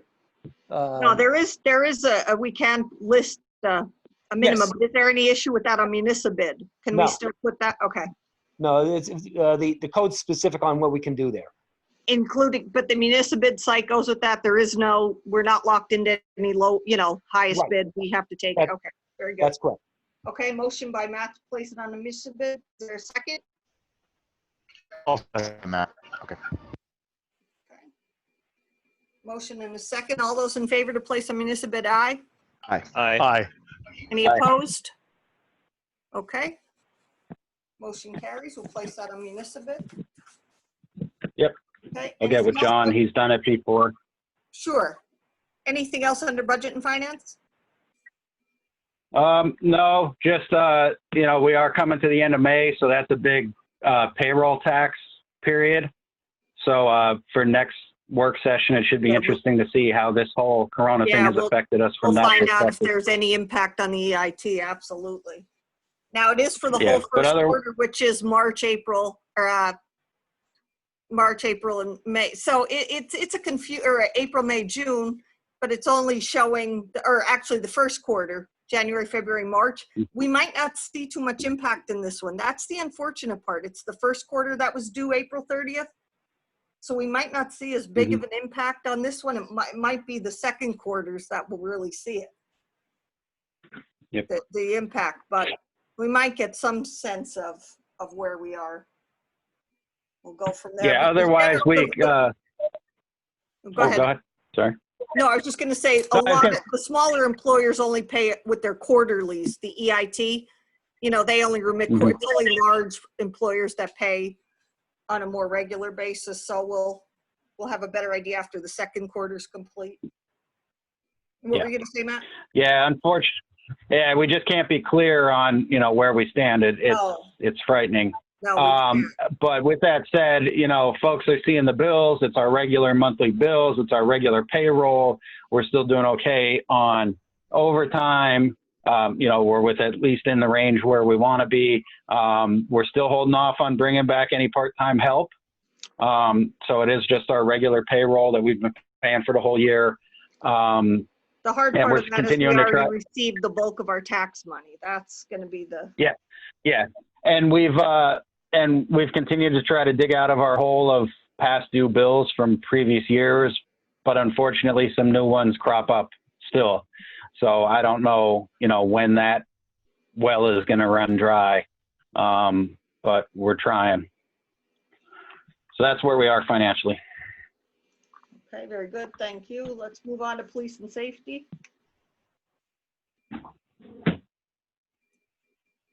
The purchase of the 4080, we took care of that, correct? Or is this additional?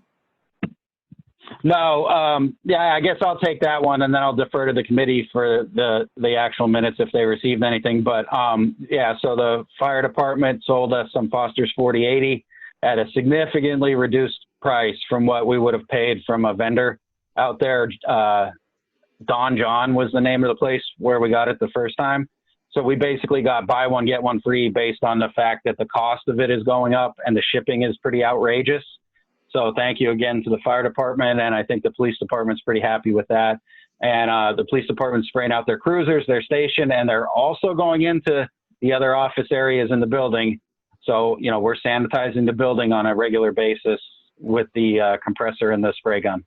So thanks again to Chief Stepanski and the fire department for that. Absolutely. And do we have minutes for the police department? Did anyone receive a report? I have not received any. Haven't received any. No, haven't even talked to any of the guys. However, where are we at with sitting down with the mayor and discussing a new schedule?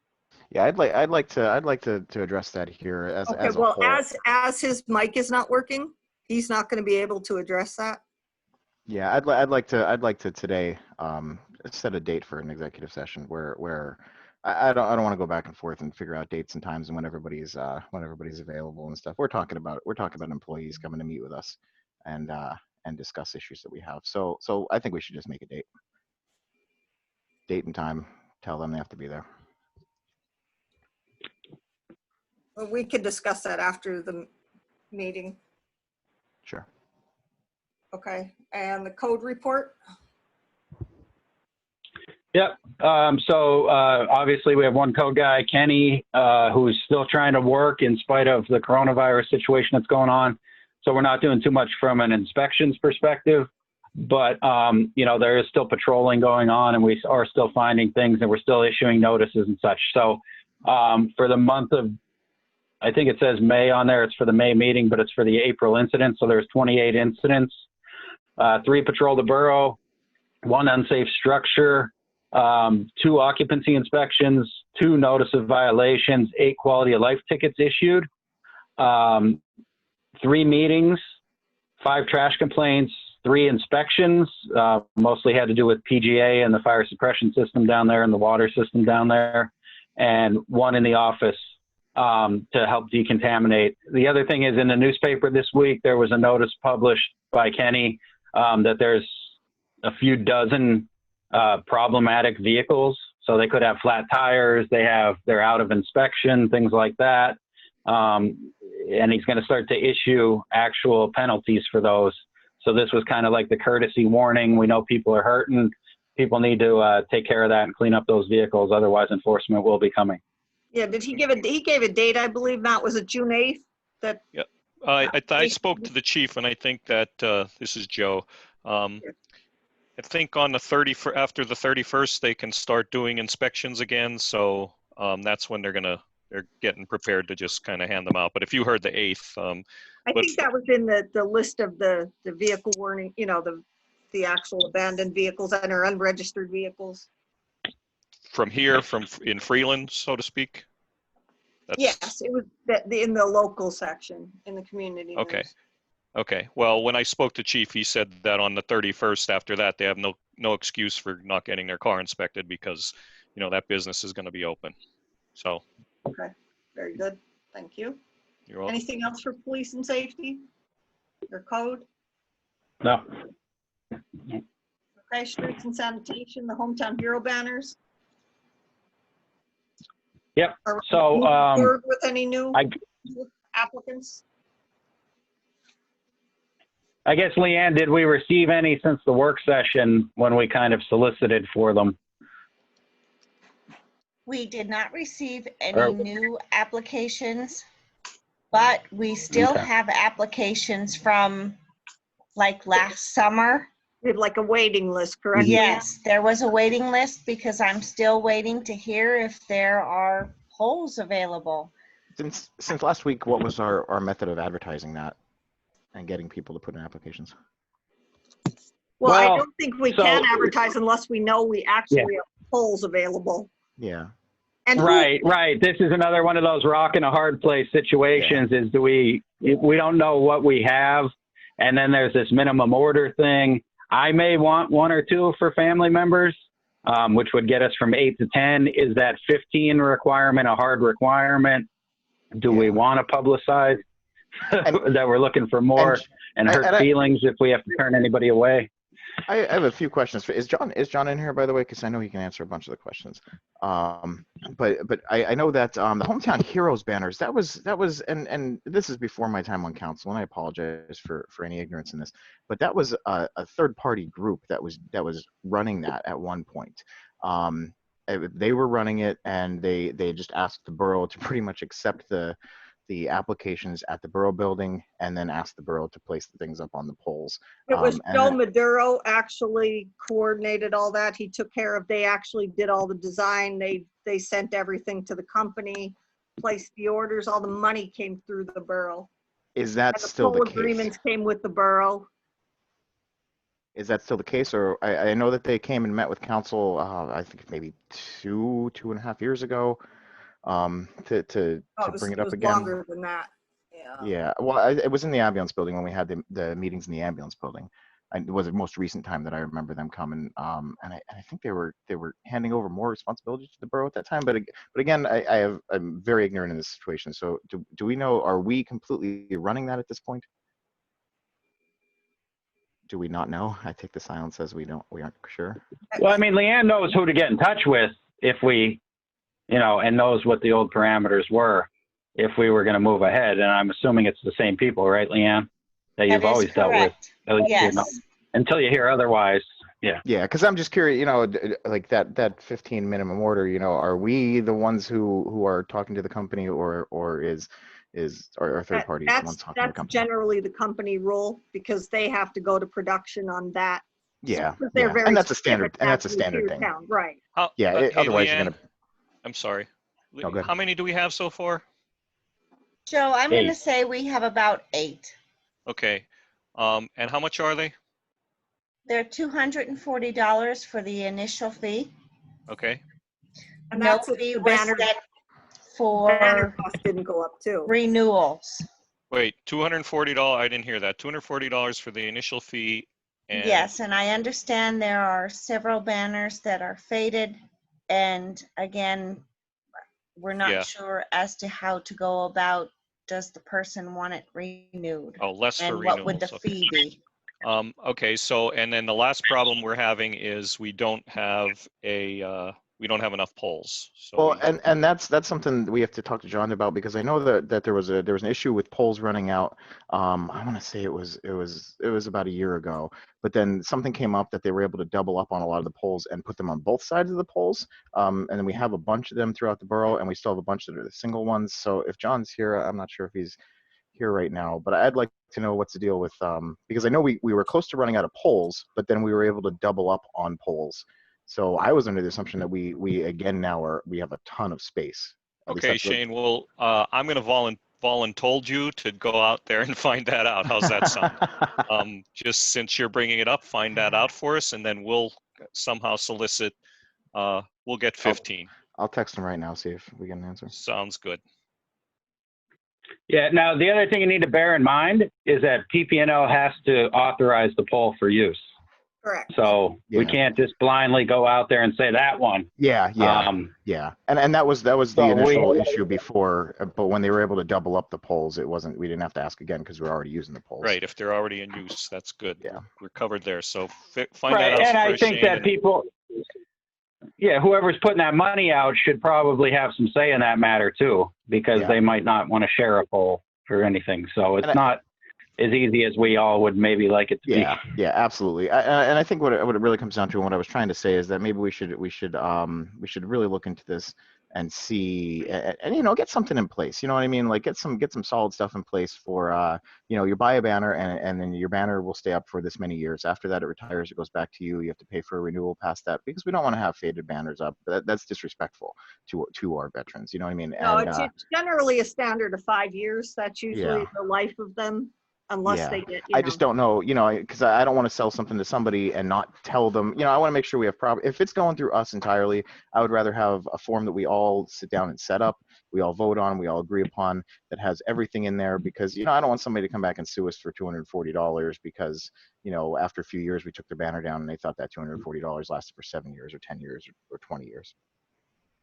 All right. And numerous things like that. So I'd recommend that we gather our information. Leanne, if you can get that information all gathered, everything that we have for the Hometown Heroes, contacts, companies that we go through, prices, whatever contracts we have, or anything paperwork we have for people to fill out for that, gather that up, and then we can look at that at our next work session.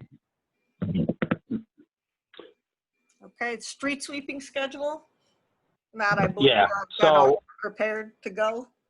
Yeah, we were reviewing this schedule since I think it was early April, but we decided to hold off at that time. But at the last meeting, we said, it's time to move forward. So I don't know if it was in the newspaper yet today, but I know Leanne reached out to the standard speaker, so it's scheduled to begin on Monday. A few streets were missed in the advertisement, I think, last year, so I tried to go through a map and catch everything, so hopefully everything's on there. And then beginning on Friday, June 12th, John wants to start doing the business district. So that's from, it actually says Walnut Street on here, but it's actually going to be changed to be Chestnut Street. We have signs for Chestnut Street as well. And we're really going to need to enforce the parking for that, the no parking on both sides between 6 a.m. and 8 a.m. beginning Friday the 12th. Matt, I had sent Yeah. you a copy of the email that I sent to the standard speaker, asking them to run Yeah. the street sweeper schedule up until Tuesday, June 2nd, I believe. Yep. So it should run Yeah, tomorrow. I saw that. Okay. And I don't want to be that guy. And I'm trying to look at it right here. This is the first I'm really sitting down and looking at this. And I don't want to be that guy. And I feel really odd being in the situation. But my street, where I live, my neighbors. I live in South Street's not on there because so South Street gets done by the state. Yeah. So and it's a lot for the machine. Yeah. Oh no, and I agree. I understand that. I understand it is a state route. I would like to just say that as a resident in this area, all of us, we get no notification from PennDOT. So is there something that the borough can do to tell PennDOT, like, hey, you know, maybe you got to kind of do the same thing we do and tell people when you're going to be, because I've never actually seen any street sweeper aside from Freeland Boroughs when some of our cars just by sheer luck weren't parked there, hit our area. I'm usually out there with a shovel and a shop vac like a maniac trying to get 20 gallons of cinders that people put down on the road for some reason. So, you know, maybe we can get PennDOT to, maybe we can, I mean, can we even tell PennDOT, can we tell PennDOT and be like, yo, this is when we're sweeping our streets, you can come and do it that day. And then we can include the same schedule and same streets and everything. And who's our contact for PennDOT? Yeah, that's what I'd like to do. Again, Leon, can you, I'd like to ask you, Leon, can you contact PennDOT this week? And just try to get a reply from them for our next work session. What we can do with that. My recommendation would be pretty much kindly ask PennDOT to conform to our street sweeping schedule. That would make it easier in the borough. I'd much rather not change that. We're welcome to ask, but I am sure the state is not going to comply. Oh, I'm sure. Yeah, I'm sure. But I mean, that would be our most preferable thing. From there, we can go and bow down to them. But I mean, we would be able to give them a stretch of 8 days, 10 days to oh no, even more. We have the 12th. That's the weekly. Yeah, so we have like a stretch of 10 days that they can fit into. So that would be my suggestion. I don't know if anybody else has any opinion on that, but I'd like to first ask them if they can conform to ours, and then if they respectfully decline, then ask them to provide better notification to the borough. We can ask anything, but yeah, we can ask anything. That's fine. I don't have a problem with that. They come from Whitehaven and they go all the way down to the bottom of the mountain and back up. Yeah. So to Lynn's point, you know, we'll see what happens. And with that said, our guys do go and do South Street after they do it. Yeah. So after the state does it, they go and do it because it's a lighter job to do then at that point in time. But it would be too much. It's a heavy job. Yeah, I can't tell you how many 5-gallon buckets of cinders I get just from my block. So it's a lot. Okay. And the collection of bulk items, we know that there's no sticker required. Thank God. Right. Thank God. That's right. I have to say how much of an advancement that's going to be for the borough, because I know for a fact myself, sometimes I'll have a bulk item and I want to put it out one week and I don't have a sticker and I wait till the next week. But then that week, maybe I have 2 bulk items and I can only put 1 out. So then I have to wait until the next week. Well, there's still only 1 item a week. That is true. Yeah, it's still 1 item a week. But I think the sticker may have certainly led to, you know, some you know, dumping and issues like that. So I think this is overall a great thing for us. Anything else on the bulk stickers? So, no, I mean, so again, it's 1 item per week. They're going to be firm with that. And they do claim to have cameras on the trucks. So, you know, we're announcing that folks can resume putting out items. If you have any issues with garbage pickup, bulk items or otherwise, the proper protocol is to report it to the borough. Sorry, Leanne. It is not to go on Facebook and post it and assume that it will be seen and it will be handled and that everybody knows what you're talking about. So I think they've been doing I think County Waste did an okay job in light of, the world bursting into chaos. They had some staffing issues for a while there. It wasn't great. They had some missed pickups and stuff, but I think they've picked it back up. And I think that we as a borough can do some things better in terms of garbage collection and things like that as well that we started to talk about last week. So yes, resume bulk, putting out 1 item per week. No sticker required. Do not come to the office. The office remains closed. We're not going to mail stickers to you because they're not needed. If for some reason we're seeing that there's not a lot of pickups, we talked to multiple people from the borough, talked to multiple people from County Waste, and got a consistent story that the stickers are done. So And if actually, that that's turns out a to be good otherwise, point. we'll address it. That's a good point, Matt, that you brought up about the office still being closed. Are we leaving it closed in the yellow phase? I don't see a reason. to I open don't it. see any reason why not. Okay. I think we're operating pretty well. Okay, quickly on the bulk items, let's get it in the, I spoke to Danielle from County Waste, so this is in the minutes, and she assured me that there's no need for stickers. The other thing I would like to say is, I have failed in my efforts to get the cans off Center Street because they can only do some of the alleys and not all. So anybody out there in the cyber world here can help out with figuring that situation out would be very helpful. And Joe, you certainly didn't fail. You took a lot of initiative on that, and I appreciate that. A lot of people did on this garbage thing, and I Thanks. appreciate that. Garbage is my thing. A lot of us were calling them. All right. Anything else under streets and sanitation? Yeah, I'd like to man, I have complete brain fart. Forgot what I was gonna say. I'll bring it up later if I remember it. Sorry. Okay. Fire, light, and water? No, Oh. Did you have something else, Matt? no, I just wanted to again stress, because we talked about it at the work session, is that we repaired the storm drain over in front of the ambulance building at Johnson Street. The only reason the borough was able to do it in-house is thanks to the help from the municipal authority and 2 of their guys and their equipment and Mr. Kavitsky's assessment of the situation. So thanks again for that. And it was nice working together.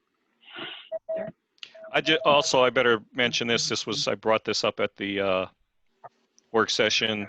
The PP&L is unable to cut that tree limb on Luzerne, so it's going to have to be, because it's not over their wires, it's over communication wires. He said that the tree is alive. It shouldn't be a serious problem. He doesn't think that the cable companies will cut, so I'm going to discuss that with the owner, who said he wanted to cut it down anyway. Just so you're aware, I think it's kind of dangerous over the sidewalk there, and I don't want any issues with it. Okay. Okay. I remembered my thing with the trash. Sorry about that. I just wanted to ask people, and just to piggyback off of what Matt said, please, anyone who has issues with the trash, and if we have standard speaker here, please, feel free to quote me on this. Please report it. Please report any issues with trash collection, because at the end of the day, we can actually pay less money. It's an insignificant amount, but we can pay less money to the trash collector if they don't pick up your trash, if they don't pick up your bulk item, if they make a mess, if they drop the can in the middle of the street. There's so many different variables and things. So please, if there's an issue, please call us and report it officially. Don't go through Facebook. We can save money. Okay. Moving on to fire, light, and water. Minutes. Do we have the chief here? Yes, 13 incidents for the month of April, 7.0 hours in service. Maintenance for the month was repaired the rotted pipe in the pump house on the 92 Seagraves pumper, and that was completed by fire pumps, and the fire department personnel assisted to keep the cost down. So that's up and running, no issues with that again. And I'm going to work with John and coordinating when he wants to work with us on getting Center Street Business District washed and swept. And that's all I got. Okay. Thank you very much, Chief. Chief, you guys are selling raffle tickets, right? Unfortunately, we're sold out. Well, that's a good thing. All right. Wow. Yeah. We were sold out in 5 days, Matt. That's All right. important. Great. The community was phenomenal. I hope that we have some good winners there. We've got to do another one, being that this one was so productive. We are going to schedule another one later in the year, though, because we still have people calling. Continue to call and check. If there's a ticket that gets returned that's not sold, they'll be on the list. Okay. Chief, congratulations. This is an unofficial, not specifically a council question, but this relates to so many things within the borough, the rec board, and other organizations. From your point of view, obviously, standard forms of fundraising are completely out the window at this time, and a lot of nonprofits, the rec board, other groups are going to be forced to change up how they do. In your opinion, you don't have to give numbers or anything like that. Is this a comparable way to bring in funds for the fire department? Like, are you doing just as well? The current ticket is replacing one fundraiser. Okay. Because I know we you have guys do. two You guys canceled. do a lot. Yeah, you guys do a lot. So, and we We appreciate. do one that. a month except for Christmas. We're off for Christmas. Yep. Fundraising, that is, not firefighting. Yeah. You guys do a lot. And we certainly appreciate that. I just don't want to see the fire department, the rec board, the Whippets, so many great groups in town that rely on fundraising, and standard methods of fundraising are not optional. So, Chief, if you have any other recommendations or ideas, please reach out to me, and so I can try to help out some of these other groups. Okay. Anything else for fire, light, and water, or for the chief? All right, if nothing, we'll move on to building and grounds, the settlement on Burbick and Schwobe Street. Yeah. So the situation is, John got in touch with me earlier this week. There was about, I'd say, the size of my fist hole that opened up on the Burbick Street side, but right at the corner where you would turn left to go on to Schwobe Street. If you're heading towards Upper Lehigh, you get to Schwobe, you'd make a left, you would drive over this hole, put a cone down there. Thank you again to the Water Authority. With their equipment, they have a camera that they use for the pipes. So they checked out the storm boxes there, and they went down into the hole, and they found what could only be described as an oddity. So I'll show it here on the screen. So when they went down into the hole, then let me see if I could zoom in here, went down to, this is facing down towards Upper Lehigh. This appears to be a metal box. So there's a roof on it, a bottom on it, and sides. It looked like metal to me, maybe some concrete over here. And hopefully these are bags of money, but most likely they're bags of sand. We don't know if this was an old storm drain where they put the bags of sand in there to catch the roof if it had ever rotted or anything like that. There was a similar hole that opened up about, I'd say, 15 feet down further in the intersection, but this is clearly off the corner. So this is not within the sidewalk. This is on Burbick Street. And of course, Burbick Street is a state route. So Dominic, the engineer, is familiar with the situation. I don't think he's been on site yet. We decided, since it was a state route, that it would be best to reach out to PennDOT before we start digging up a state route, and we don't know what this is all going to entail. They were supposed to come down there today, but the representative got tied up, so he's supposed to come down tomorrow. So for now, we have a steel plate over it in addition to the cones, and hopefully PennDOT will be able to shed a little bit of light tomorrow, and then we'll go from there. So I'll keep council in the loop, and we'll certainly have more to share by the next work session. I'd like to share some. I'm really avid fan of history, so I'd like to share some information here very briefly. That because last time there was a hole that opened up in a street in Freeland, people went and said that it was mines. You can actually search the mine maps in Pennsylvania on Penn State. Just search up Penn State mine maps. They have the widest selection of mine maps in the state, and there are no mines in that area or even close to that area, despite the fact that a property right there used to be a mule barn, I believe. There were no mines in that area, so I don't want anybody to start going around with the rumors that we have a mine opening up. With that said, is this what is that? I mean, we're questioning this. I mean, do we have any speculations of why there would be aside from, can you even do that? Can you even just stuff a bunch of sandbags in the ground and call it a day? A long time ago. Yeah, I mean, who knows? Yeah. Yeah, Yeah. maybe this was in the 50s. Maybe this was, you know, Yeah. Freeland's original storm system. I don't know. I don't know if Mr. Kavitsky wants to comment. I don't want to put you on the spot, Dave. I don't even know if you were down there. Well, But problem with that, the problem is in 1957, the state turned over all the storm drains to boroughs, not to townships. Okay. And whatever the state did, that's why it is a good idea to contact PennDOT and have them come out. They have maps that go back into the 40s and 50s, and they may be able to shed some light on it, or even, you know, help you guys out. Yeah, they did the last time, so we're hoping that they'll do it again this time. yeah, so, and Shane, the consensus I got from the guys that, you know, guys more knowledgeable than me is that we're not really going to know until we start digging. Taking up. Yeah. We don't know how far it's going to go. We don't know what it is. We don't know if there's anything good in those bags. And we do, and the steel plate is completely good as far as current modern day standards, correct? I just don't want us to be, you know, I don't want to see a car fall into a hole that. Oh, because- absolutely. Yeah, because that's shady. That's when you sent that picture, I was blown away. Yeah. Yeah. No, I mean, we put the steel plate there just so that we have something more than a cone. We didn't start chipping away Yeah. at the hole or anything like Yep.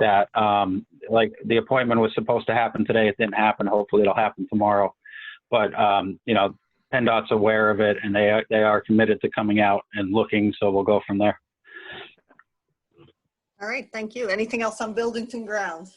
Yeah, I guess, well, it's not, well, it's grounds. I'd like to speak just so everyone knows, if it's okay, I'd like to speak to Dominic about our stormwater system because I've had some complaints from residents about some curbs being knocked out, drainage in their basements due to not having the stormwater system extended to their area.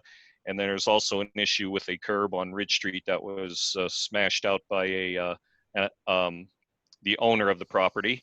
And I just want to touch base with him to verify that it is our curb that was smashed out with a sledgehammer and without obviously our approval. So is anybody have any objections to me talking to him about that? I know because we do have to pay him money when we bring him in.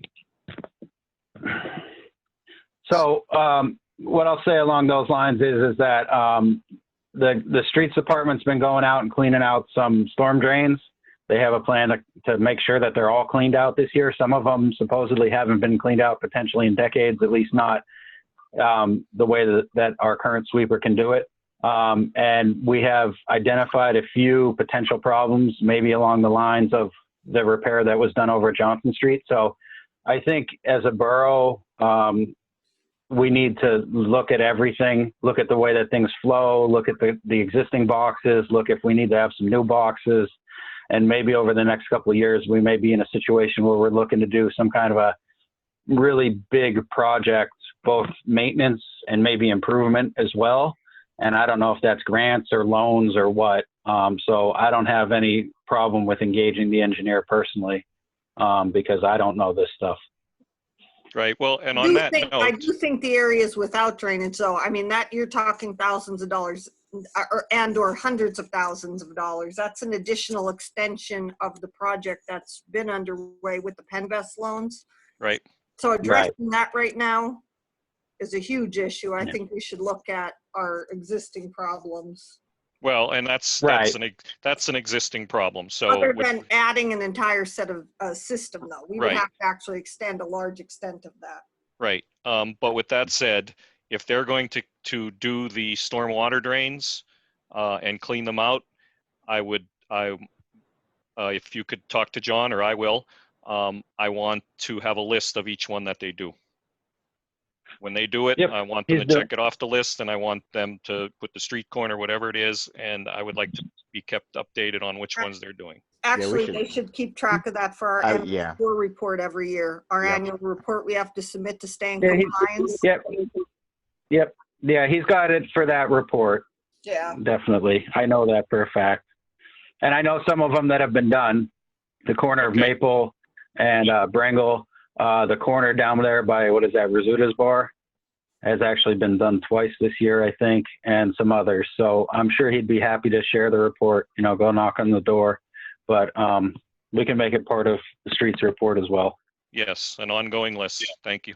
Yeah, if we could just keep a ledger for that, a separate ledger even, aside from just in reports, a separate ledger of that so we can pay attention to that.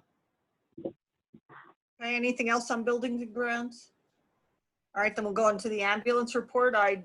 Wilson had to take a PEMA call today at 6 p.m., so he was unable to join us. But we should have all received the reports from Wilson. Does everyone have theirs? Oh, there it is. Nothing. Yes. So you can see the call list. I don't know if the committee would like to review anything on the reports. I'd just like to say that actually it was yesterday I had received a complaint from a borough resident just about just questioning the hours in service of our ambulance, which are mostly unknown to us, but believed to be low, and a couple other questions and stuff that I'll get to eventually. But in January, when being placed on this committee, I requested, I emailed the email that was provided to me for the ambulance. I emailed them. I requested that they include in their ambulance reports hours in service, hours out of service, and how many calls that they were unable to respond to. Because that's the stuff that matters. Because what it comes down to is, I mean, that's all well and great that you respond to all these things, but if you were dispatched to 43 calls and you missed 57, that's actually bad. You know what I mean? And we don't see the other side of this. So, and I sent another email again, and I included that email. I included Wilson to that one. That was in March. And now it's again another 2 months. This is now 4 months now. This is the third time I'm going to bring it up. Leanne, can you do me a favor? Contact the ambulance company and let them know that I want on the next and for the future of ambulance reports to see hours out of service. My recommendation there, Shane, would be as you being on the committee to attend their next meeting and state that yourself. Yeah, that's another you are thing. The is chair of the ambulance committee. Yeah, that's another thing. Is in January I requested, and I requested again in March. We're not going for them to send me. to Allentown now tomorrow. Billy, your mic's up. I requested in January and again in March to be sent the meeting minutes for these meetings, because as I'm told, they're supposed to hold them every month, but they are not very strict on that. And I'm certainly not going to go out of my way. They do the touch-ups. Somebody's mic is still on. Whoever's painting their house, your mic's on. Bill, your mic's on. And as I'm told by members of the ambulance, even that they don't actually stay strict to their monthly meetings. They don't always hold them. Sometimes they don't even have enough members to hold them. But what it comes down to is the borough is giving tax money to the ambulance, and they're pretty much blowing off every request that the chair of the ambulance committee is requesting them. So again, Leanne, I'd like to have the borough send an official request to them to at the minimum respond to these emails. I still think as chair, Shane, you should reach out. We are putting an awful lot on Leanne this evening. Yeah, I know, and that kind of sucks. But if I were to estimate or like guess whose job it would be to perform secretarial duties of contacting people, it would be the person who has the secretary position. So we're going to stick with that. Very good then. Anything else under the ambulance report or the EMA report that everyone? Well, I would just like to add that to Shane's point, and Shane, I don't want to get in an argument with you about this, so we'll just end it like this. If I'm chair of a committee and I want to write a letter to somebody because I want to ask them for something, I'll write the letter and I'll sign it. Oh, that's great for you. That's great for you. But I just look at it as if we employ a secretary. Shane, I don't want to get in an argument with you. No, we're not. Oh, no, that's fine. Yeah. But if you want, Yeah. Leanne, it would be Leanne's words if she writes it. Okay, so that's all I'm saying. No, it certainly wouldn't. It's and recorded in the minutes. But you're requesting it, Shane, not the entire borough. That's why I think you should do this request. Oh, well, then at this point in time, I'd like to make a motion that we ask our secretary to request the ambulance to provide hours out of service and how many calls they missed. Is there a second to that motion? Okay, for lack of a second, the motion dies. Anything else? All right, moving on to Parks and Recreation. The parks under the yellow still remain closed.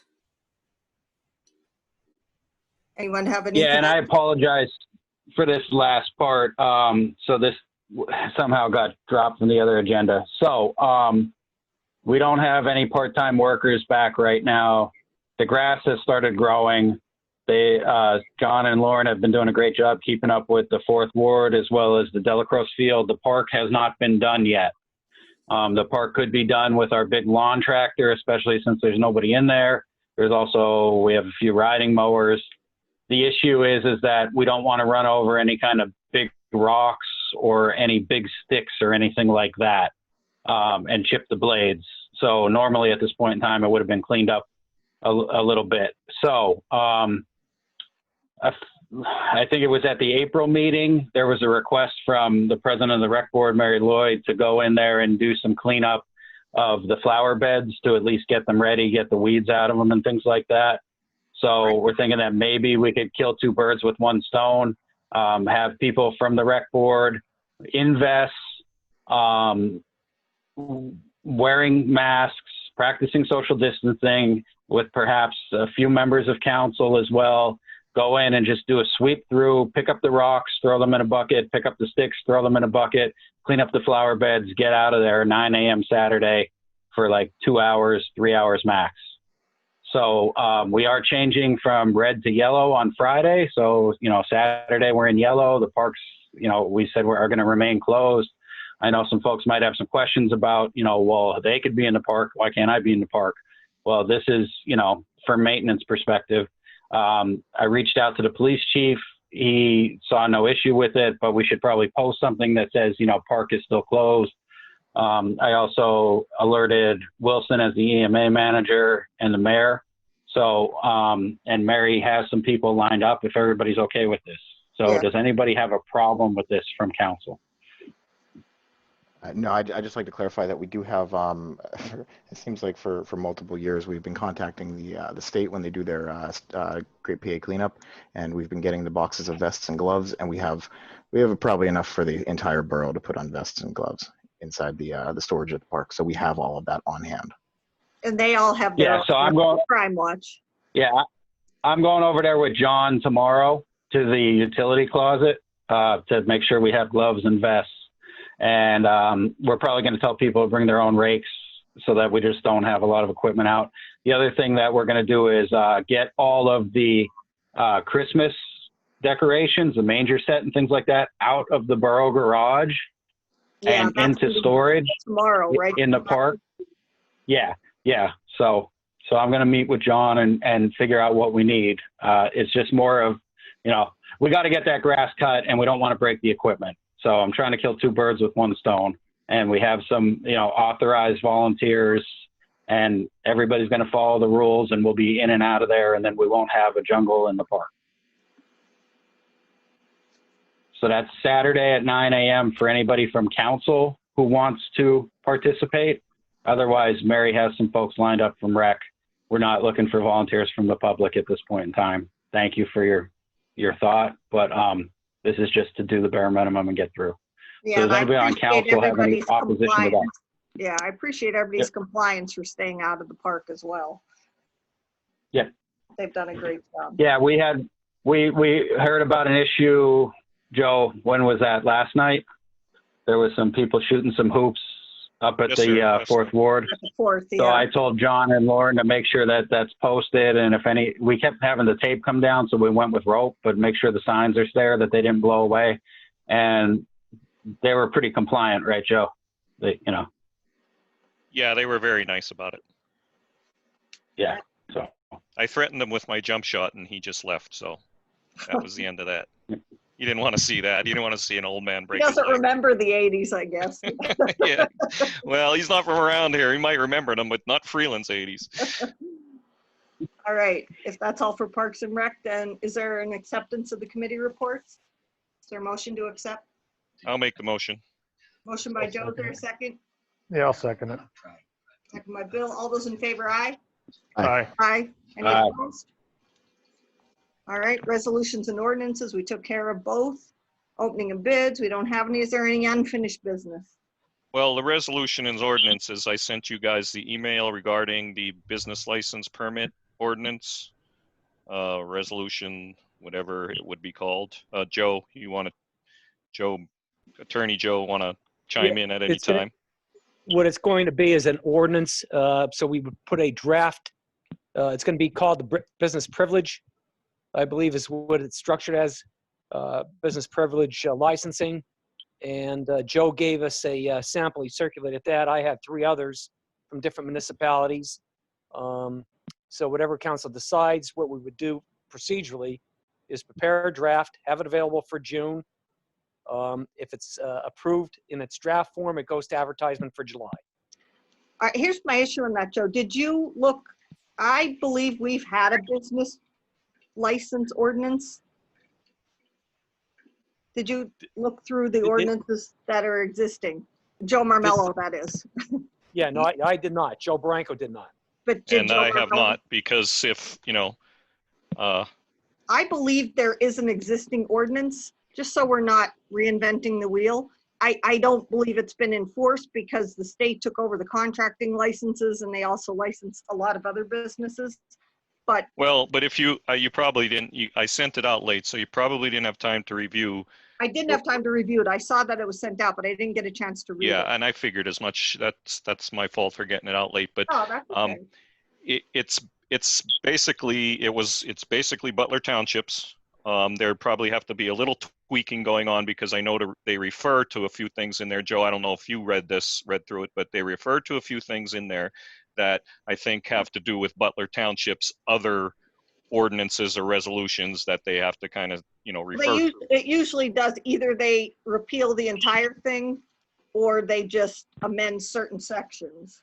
Well, you'll see when you look at it that you might have to, the change might be able to be, hey, change Butler to Freeland and you're good, or the change might have to be, we have to change those little tweaks at the bottom, kind of footnotes where it says, well, referring to this part, we have to refer to Freeland's borough codes and sections. Yeah. Whatever, Yeah. right. So, and this has to do with not only, it has to do with issuing a permit for people to do work and also for business licenses. And my request is that we kind of get that prepared prior to our work session, so we can review it prior to the work session, then have an intelligent discussion about it at the work session and see what we need to tweak for putting it out to the public in June. What part, Joe, is a motion to, and I apologize, I did not get to see it because it was later, says to do work. What is that for? What type? Well, basically, I put a roof on my house. I didn't need a permit. But and why I are think you combining that with the business licensing resolution? So I read it, and it seemed to say that like any contractor had to have X amount of liability insurance in Yes. place Right. in order to operate But within the municipality. contractors, the state supersedes anything. They have their own, they took over contractors' licenses. Okay, but if Butler Township has this and is using it, then that can't be accurate. I mean, as I've said, and Joe, you can correct me, we can go beyond, but we can't go below. Now, I'm not saying we can get outrageous and do something illegal, but we can say, maybe the state requires $100,000 of liability insurance. I think it's well within, as far as it has been, and things obviously change, and I don't sit around reading the law books, but I mean, there's no reason our town can't require $200,000 worth of liability insurance. Or $1 million, which is very cheap to obtain. Yeah. So the point is, No, I'm not saying we don't want, I'm just saying if we already have things in place. Sure, I completely agree with that. To have it drafted. Did you have a chance to review the zoning ordinance? Did I have a chance to review? Me, Joe? I knew you had concerns about like stick-built housing and all that, and Yes, that is addressed in the current zoning ordinance. And I haven't. I mean, I've looked at the zoning map, regarding, and I had some questions. I asked Joe this today about, you know, what's our recourse where somebody is in an R2 and now they turn their building into an R3. They 3 apartments in a building where there's an R2. Now, if I don't know when they did it, did they buy it like that? You know, I mean, there's a lot of things going on, and that's, I mean, they're the corner of Luzerne and is it Luzerne and Washington Street? I think there's 5 apartments in that building. I'm pretty sure they're not in R3. So that's an issue, and we have to start to realize Well, that. what I think is we need to enforce what we have in place. Oh, is no, my- no, the zoning, that's beautiful. I mean, but my concern with that one is, what can we do, you know, if, you know, they did that 15 years ago and it's sitting there, and I don't want to keep everybody on here until 12 No, o'clock I tonight. agree. I agree. Joe- That's the only reason I brought up, did you get a chance to review it? Yeah, Because it Joe and I are was talking written- about that, so we'll figure it, we'll all Okay. figure that out. All right, yeah, I'm- it was written, all right. Joe, February 4th of 2016, so it is. quite Yeah, right. so I mean, it addresses I things you would not I imagine. got a physical copy of the book, the zoning book, quote unquote. Joe Flanagan said he thinks there's one sitting on the table. I grabbed it today. I'm going to scan every page into a PDF and I'm going to pass it around to council Okay, good. because that was part of the discussion from the work session. Now to go back to this item here, Joe, I think what you're talking about fits better into that zoning discussion that we're happening there. And maybe this business licensing thing should be its own thing. And then that's part of the other exercise that we're going Well, through, I think- potentially. I think there should be, I mean, if the Butler ordinance resolution, however, whatever it is accurate and feasible, and we don't really have a good one, then the permits and business license thing can all be in one, and then the zoning thing would be a total different issue. However, if that first statement I made about, you know, having the 2 in 1, we can have 3 separate ones. That's fine, whatever. But I'm just, you know, after speaking to the New Jersey guy, you know, coming here and buying a property and telling me why he's buying it and what's going on where he is, that's going to happen here if we don't get this in order. So that's why I'm kind of, you know, pushing the issue now. So we'll just, you know, we'll look it over. We'll get ready for Right. the next work session. We'll talk between now and And then, I and have- then we'll see what yeah. happens. So here's my questions is, you know, since this is an ordinance, can we introduce it in June, but not actually enact it till July procedurally? Yeah, that's what he's you know. talking about, make a motion to advertise in June, once we. Yeah, see so that it is. we're Okay. kind of a month ahead of the game if we can get it all done before, you know, the June meet. But we want to do it for the work session because that's when we want to shoot the bull about it. Sorry for those Yeah, words, but Yeah. And no we one, wanna all no one talk could make about a it then. motion tonight without seeing, correct, okay. Right. Yeah. Yeah, I just And want I you have some guys more to know that questions. we're going to go. Is it okay that we go ahead and do this? You know, I'm not trying to I don't think we undermine should anybody. combine them though, just because we do have a newer zoning ordinance. I think you should take a chance to review, or wait till Matt scans it in. No, I have it sitting on my floor right here by me, and Okay. I've read some of it, but I just didn't. And now I only realized I remember that I have it sitting on my floor here is because Matt mentioned it. Joe, is 73, 74, 75, and 76. It deals with every type of business and where it can be and square footage. That section really addresses a lot, I think, of And your for- concerns of And businesses. for council's benefit, I already have a draft memo coming out to Joe on his concerns regarding these issues. I'll circulate to everybody. Keep in Okay. mind that we do have a business overlay district. And a lot of Joe's questions will be answered in that arena Okay. in the zoning ordinance. Okay? And Very good. let me ask one quick question, and then I'll shut up. Business overlay district. What does that exactly mean? It's a specific district set forth in our zoning ordinance. Oh, right. So, Yeah. So that's yeah, I'll- That's the Ridge Street from a certain area on the side of Center, and then Center from basically Chestnut to down. Yeah, I'm not certain where the district lies. I didn't have the zoning map. I just looked at the ordinance itself. Yeah. But I do highlight for you.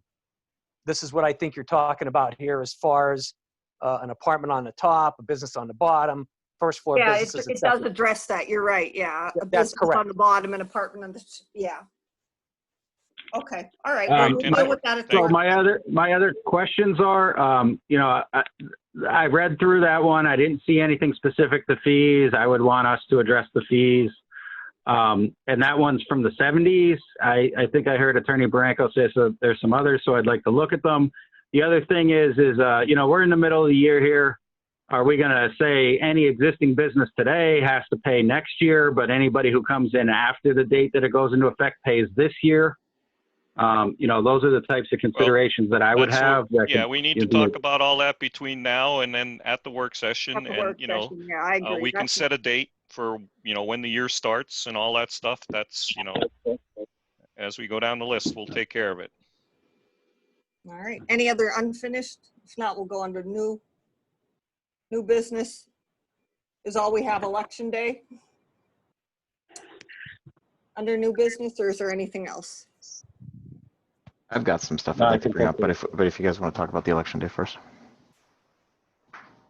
Just said it'll be held Tuesday, June 2nd. It will be at MMI for the primary due to the whole pandemic and everything. They felt it would be better. It's going to be at 154 Center Street. I did confirm with the Deputy Director of the Election Bureau that they are fully staffed. So we will be okay with that.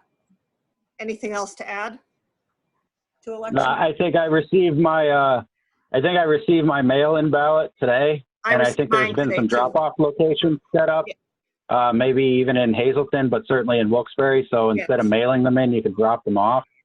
So keep an eye out for that. They do have to be in like ASAP, right? Yeah, by they have election to be day in their hands by 8 p.m. on election night on June 2nd. That's correct. Yeah, so do them tomorrow if you got them. Absolutely. All right. Anything else under new business? Okay. So my first thing here is I'd like to say that a lot of times when we advertise things, we're doing the bare minimum. Legally, we have to advertise in a newspaper of general publication that costs some monetary amount and comes out at least once a week. That's and Attorney Joe, I'm sure you can back me up on that. That's the legal requirement to advertise. Yes. But I'd like to suggest and recommend that we make a motion to expand our free options of advertising, and that would include broad coverage of WNEP, WEBRE, and then also local coverage of people who may not get the newspaper, WYLN, SSPTV, the Freeland Progress, and numerous online news options. I do have all these email addresses available to me. It's just the news desks for any of these places, and if we have a standard speaker person here, they can agree to this, that this would help us tremendously. We can get things for free posted on WYLN's local happenings and things like that. We can get anything that's going on. If we're looking for Hometown Heroes things, we don't have to pay. We can send it out for free, and they'll choose to put it into their things, into their content if they want to. And I think that's just something that we've been just ignoring for a while, and it's free. It's free. So I'd like to make a motion that we add any and all news media who requests to receive releases, as well as any and all news media email addresses that we may have on hand now. Again, this would be a free option, and it would just be anytime that we advertise a meeting, throw it on there too, because it's not going to hurt anything. It's not going to hurt, and it's the only thing it's going to do is going to have higher attendance for our meetings. It's going to have better public knowledge of what we're talking about, what we're voting on, that kind of stuff. So I'd like to make a motion that we start a news media release list, and we utilize that for everything that we put out from the borough, whether it's legal or just willy-nilly. Well, I'd just like to clarify, because this goes back to an earlier item, is this is more work that we're putting on Leanne's plate, basically. And how much man hours do you do when you add extra emails to an email list when you're already sending out emails?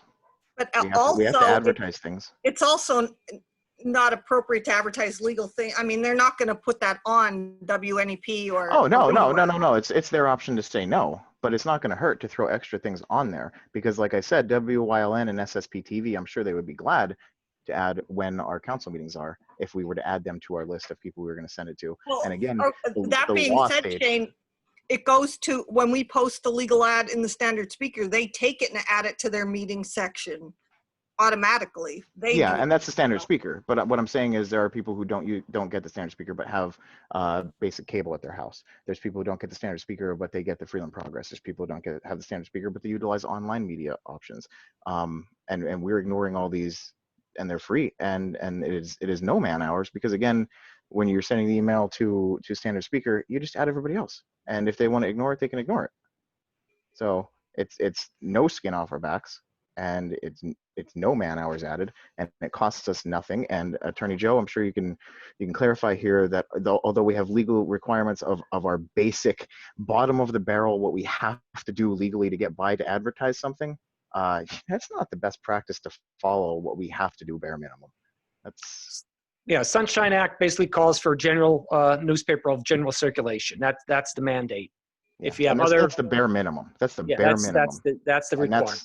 And that's what we're doing is the bare minimum. Anything beyond that is up for us to do. And I'd like to make a motion that we do that. Is there a second to that motion?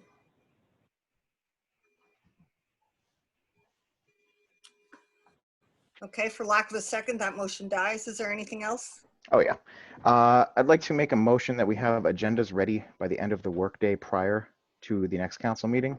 And at that time, we email to all council members and local news media via their news desk, which is free, which is the option that I just pointed out up above, because that would, again, give news media the option to attend our meetings if there's anything important going on for the next day, and also give all of us on council a minimum of more than 24 hours, since the workday ends at 4 o'clock.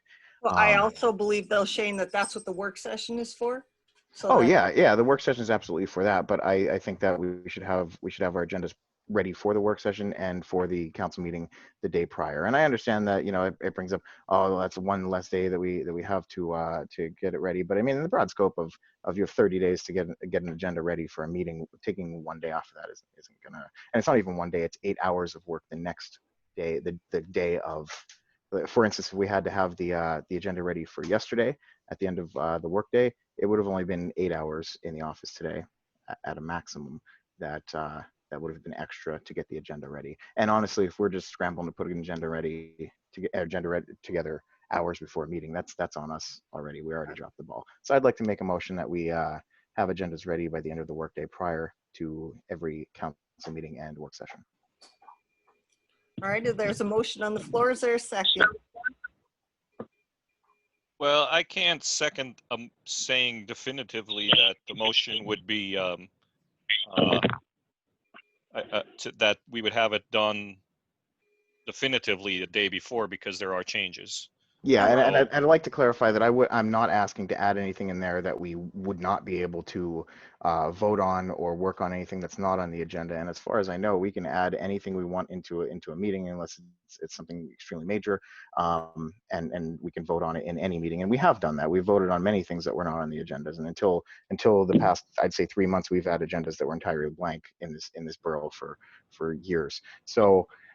I'm not saying that it would hold us to it would tie our hands to any additional things that would come up in those, God forbid, those next 8 hours of working the next day. What I'm saying is that it would give the public and members of council 24 hours notice of what's going to be happening the next day. But we don't exactly know if things change. That's the thing. And then to advertise it to the public. We also don't know about the secretary's schedule as well. I mean, I understand what you're saying, but I mean, so I'd like to see us strive to have it in council's hands by 5 o'clock on Wednesday. Okay, so it got sent out today, and that's not a good thing.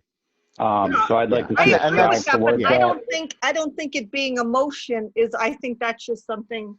Well, what I'm saying is I'd like to get an internal rule for us that our agendas should be expected to be available the day prior, and that's normal for the school district. And Attorney Joe, can you clarify on this? That's a common practice, correct? Attorney Joe. Hang on, I lost. Yep. The last part of your conversation, I didn't hear anything. Just asking that it's a common practice that organizations, groups, and municipalities have deadlines for their agendas that are prior to the meeting. I know the school district, for one, absolutely has. I think there's like a week. Yeah, well, yeah, tentative budgets. If not budgets, but the agendas. Yeah, tentative agendas. Tentative agenda, but it's they're fluid. They're changing. Yeah. Oh, yeah. Absolutely. Absolutely. All we're talking about here is transparency and getting more information out to the public and to members of council. And it can certainly change. I'm not saying to tie our hands and say that we can't change it from that point on. But Attorney Joe, that is a common practice. Tentative agendas. I can say definitively that the school district does that. They put a tentative out, and then that's adjusted during an executive session. Yep. It's redacted. It's added to. Yep. So it's a constant change. Yep. And what that does is it gives people an option to prepare for something that they're unsure about. When they were making the big purchase for tasers, that was something that people had 2 weeks to prepare and look into themselves before the school district made a purchase of $20,000 for tasers, and it was numerous other things. The half-day kindergartens again, and no municipality should be throwing things out there the day before. And I think this is even unacceptable to say that we should do it a day before. But we're doing I would it have the to day say of. though, Shane, we really don't throw anything out. That's why we have work sessions, so that people know it's going to be on the agenda. There was a purchase of a street sweeper. There was a change of a solicitor. Okay, we're going back to past history. Exactly. And And Lynn, I'm really sorry. But if you're going to tell me that looking at past issues and saying that we're going to make changes to make sure that we can't have those issues happen in the future, if you're going to tell me that we shouldn't make changes to prevent those things again, then that's entirely wrong. Well, you are. You're saying those are in the past, and this is a different council now. No, that's not what I'm saying. What I'm saying is we have work sessions. Has the agenda, did you see anything on the agenda that was different from the work session? No, I did not. Right. Not. And I have to say Just that the agenda just the hole in the street. The only change from last week's agenda was the hole in the street. Correct. I don't understand why we're arguing why we shouldn't have some kind of and this is I think this is a very lenient structure. This is a lenient structure that I'm recommending here, that we just have some form of transparency and some form of prior knowledge to everybody involved. I can't tell you how many council meetings since January that I've walked in and did not see the agenda prior to walking into a physical meeting. And that's happened many times. So what I'm saying is we should just set a standard. And Wait, if you ask my opinion, the standard would be a few days. But I'm saying one day. Shane, I'm in agreement with Matt. 5 o'clock the day before is good, but whether you disagree or not, I understand. Well, that's what I'm saying. The day prior. Point is end that of work day, the day there's prior. never been a time since, because I fought this fight when I first got on over 2 years ago. You didn't get the agenda until you showed up at the meeting. Exactly. And I made a big stink about it. And after, I don't know how many months, Leanne can attest to it, they finally said, yes, we'll get it out to you before the meeting. Okay, so since that has happened, I don't believe there has been any time that I walked into a meeting and received the agenda, unless it was my own, stupidity, ignorance. I didn't look at my email and print it out, whatever, because we've always had them. I mean, correct me if I'm wrong, anyone else. So no, I agree. And 5 o'clock is perfectly fine. Yes. Because we're dealing with something that is fluid, as Attorney Branco said. I don't think a motion to do it is. I mean, we should strive for doing better. Yes, we should. Yeah. Well, what I'm saying is I'd like to get something in place so that we have. Well, we're going to strive to do that, but that's not necessarily going to be something where if we don't do it, we're going to have to punish ourselves. Well, see, and that's the problem, because we have had issues with this. You've brought up that you've had issues with it in the past. You had to make a big stink about it to fix it. I've brought up numerous issues in the past where this has happened. I can tell you that the January meeting was great. We got there like 6 days ahead of time, and that was awesome. That was amazing. And then unfortunately, that expectation went right down the bucket with February and March's meetings, where they were prepared. Lynn, I believe there was one day where you had to prepare you're printing it still when we walked into the meeting, and that's unacceptable. So what I'm saying is we make a motion to basically set an in-house rule that our agendas are going to be ready the day prior. Fluid agenda. I'm not saying tie our hands. I'm not saying stop us from voting on things that are brought up last minute, because I don't know how many things are brought up the day of a council meeting that are drastic emergencies.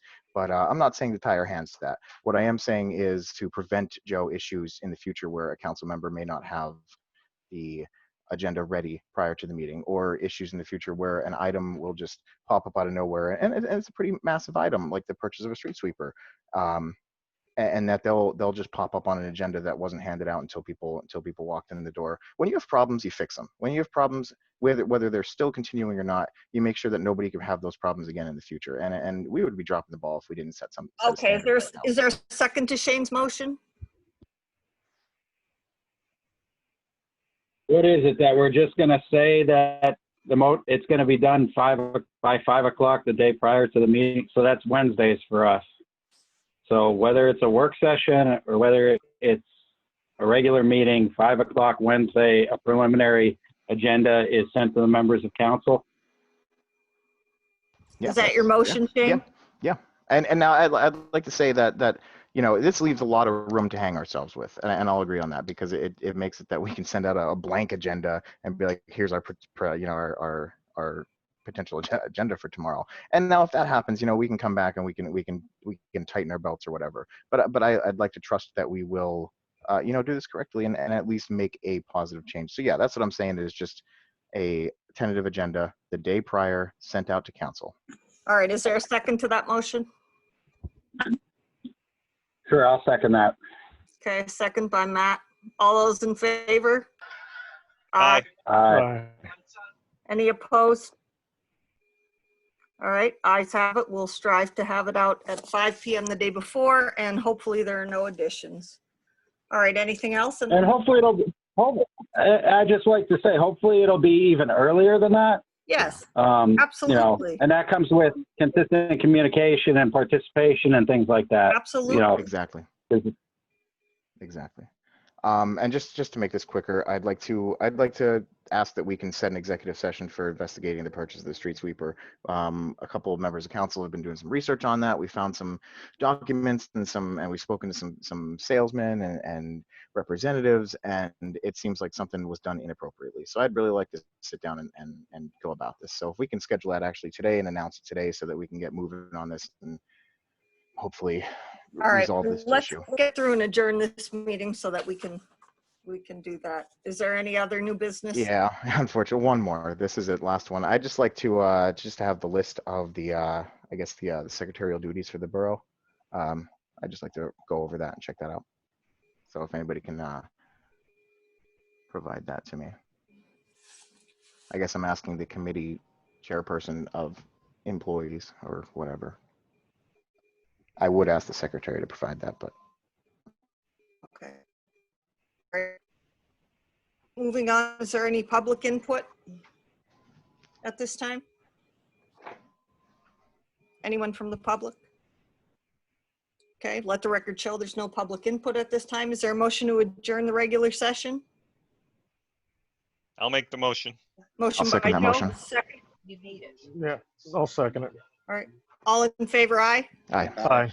All right, meeting's adjourned. Thank you, everyone. Hey, Matt, are you still there, Matt? Yeah.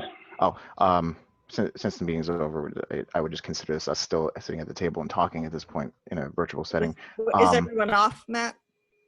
Shane, stop talking. This is if we're doing an executive session, I need to send out a separate meeting invite so everybody has to be in front of their Are email. we going to do that right now? Guys, I got 2.5 hours here. I mean, I got have stuff to to go do get here. my son's dog right now. I didn't know we were going to do this right now. I've been on the Go computer for 9 hours today. And with this, it makes 11.5. So I would prefer. Yeah, let's get an email going around with some potential windows of opportunity for folks to participate in something. Agreed.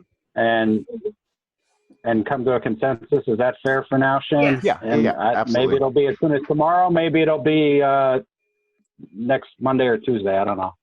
We'll see what works for whoever can make it. Okay. Absolutely. That works. Good.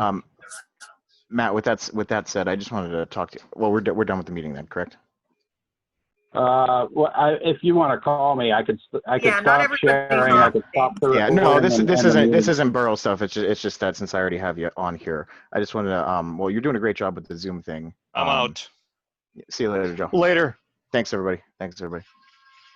Have a good day. Stay safe, all that stuff.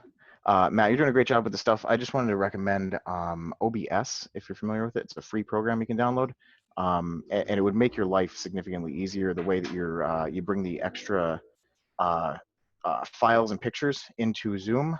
Zoom can actually pull from OBS, and then OBS can have different scenes. So you can actually upload your files and your PDFs and your screen captures into there. So you can still screen capture through there, but it wouldn't be as messy and jumbled and hard for you to do with 100 tabs open as Zoom, doing it directly through Zoom is.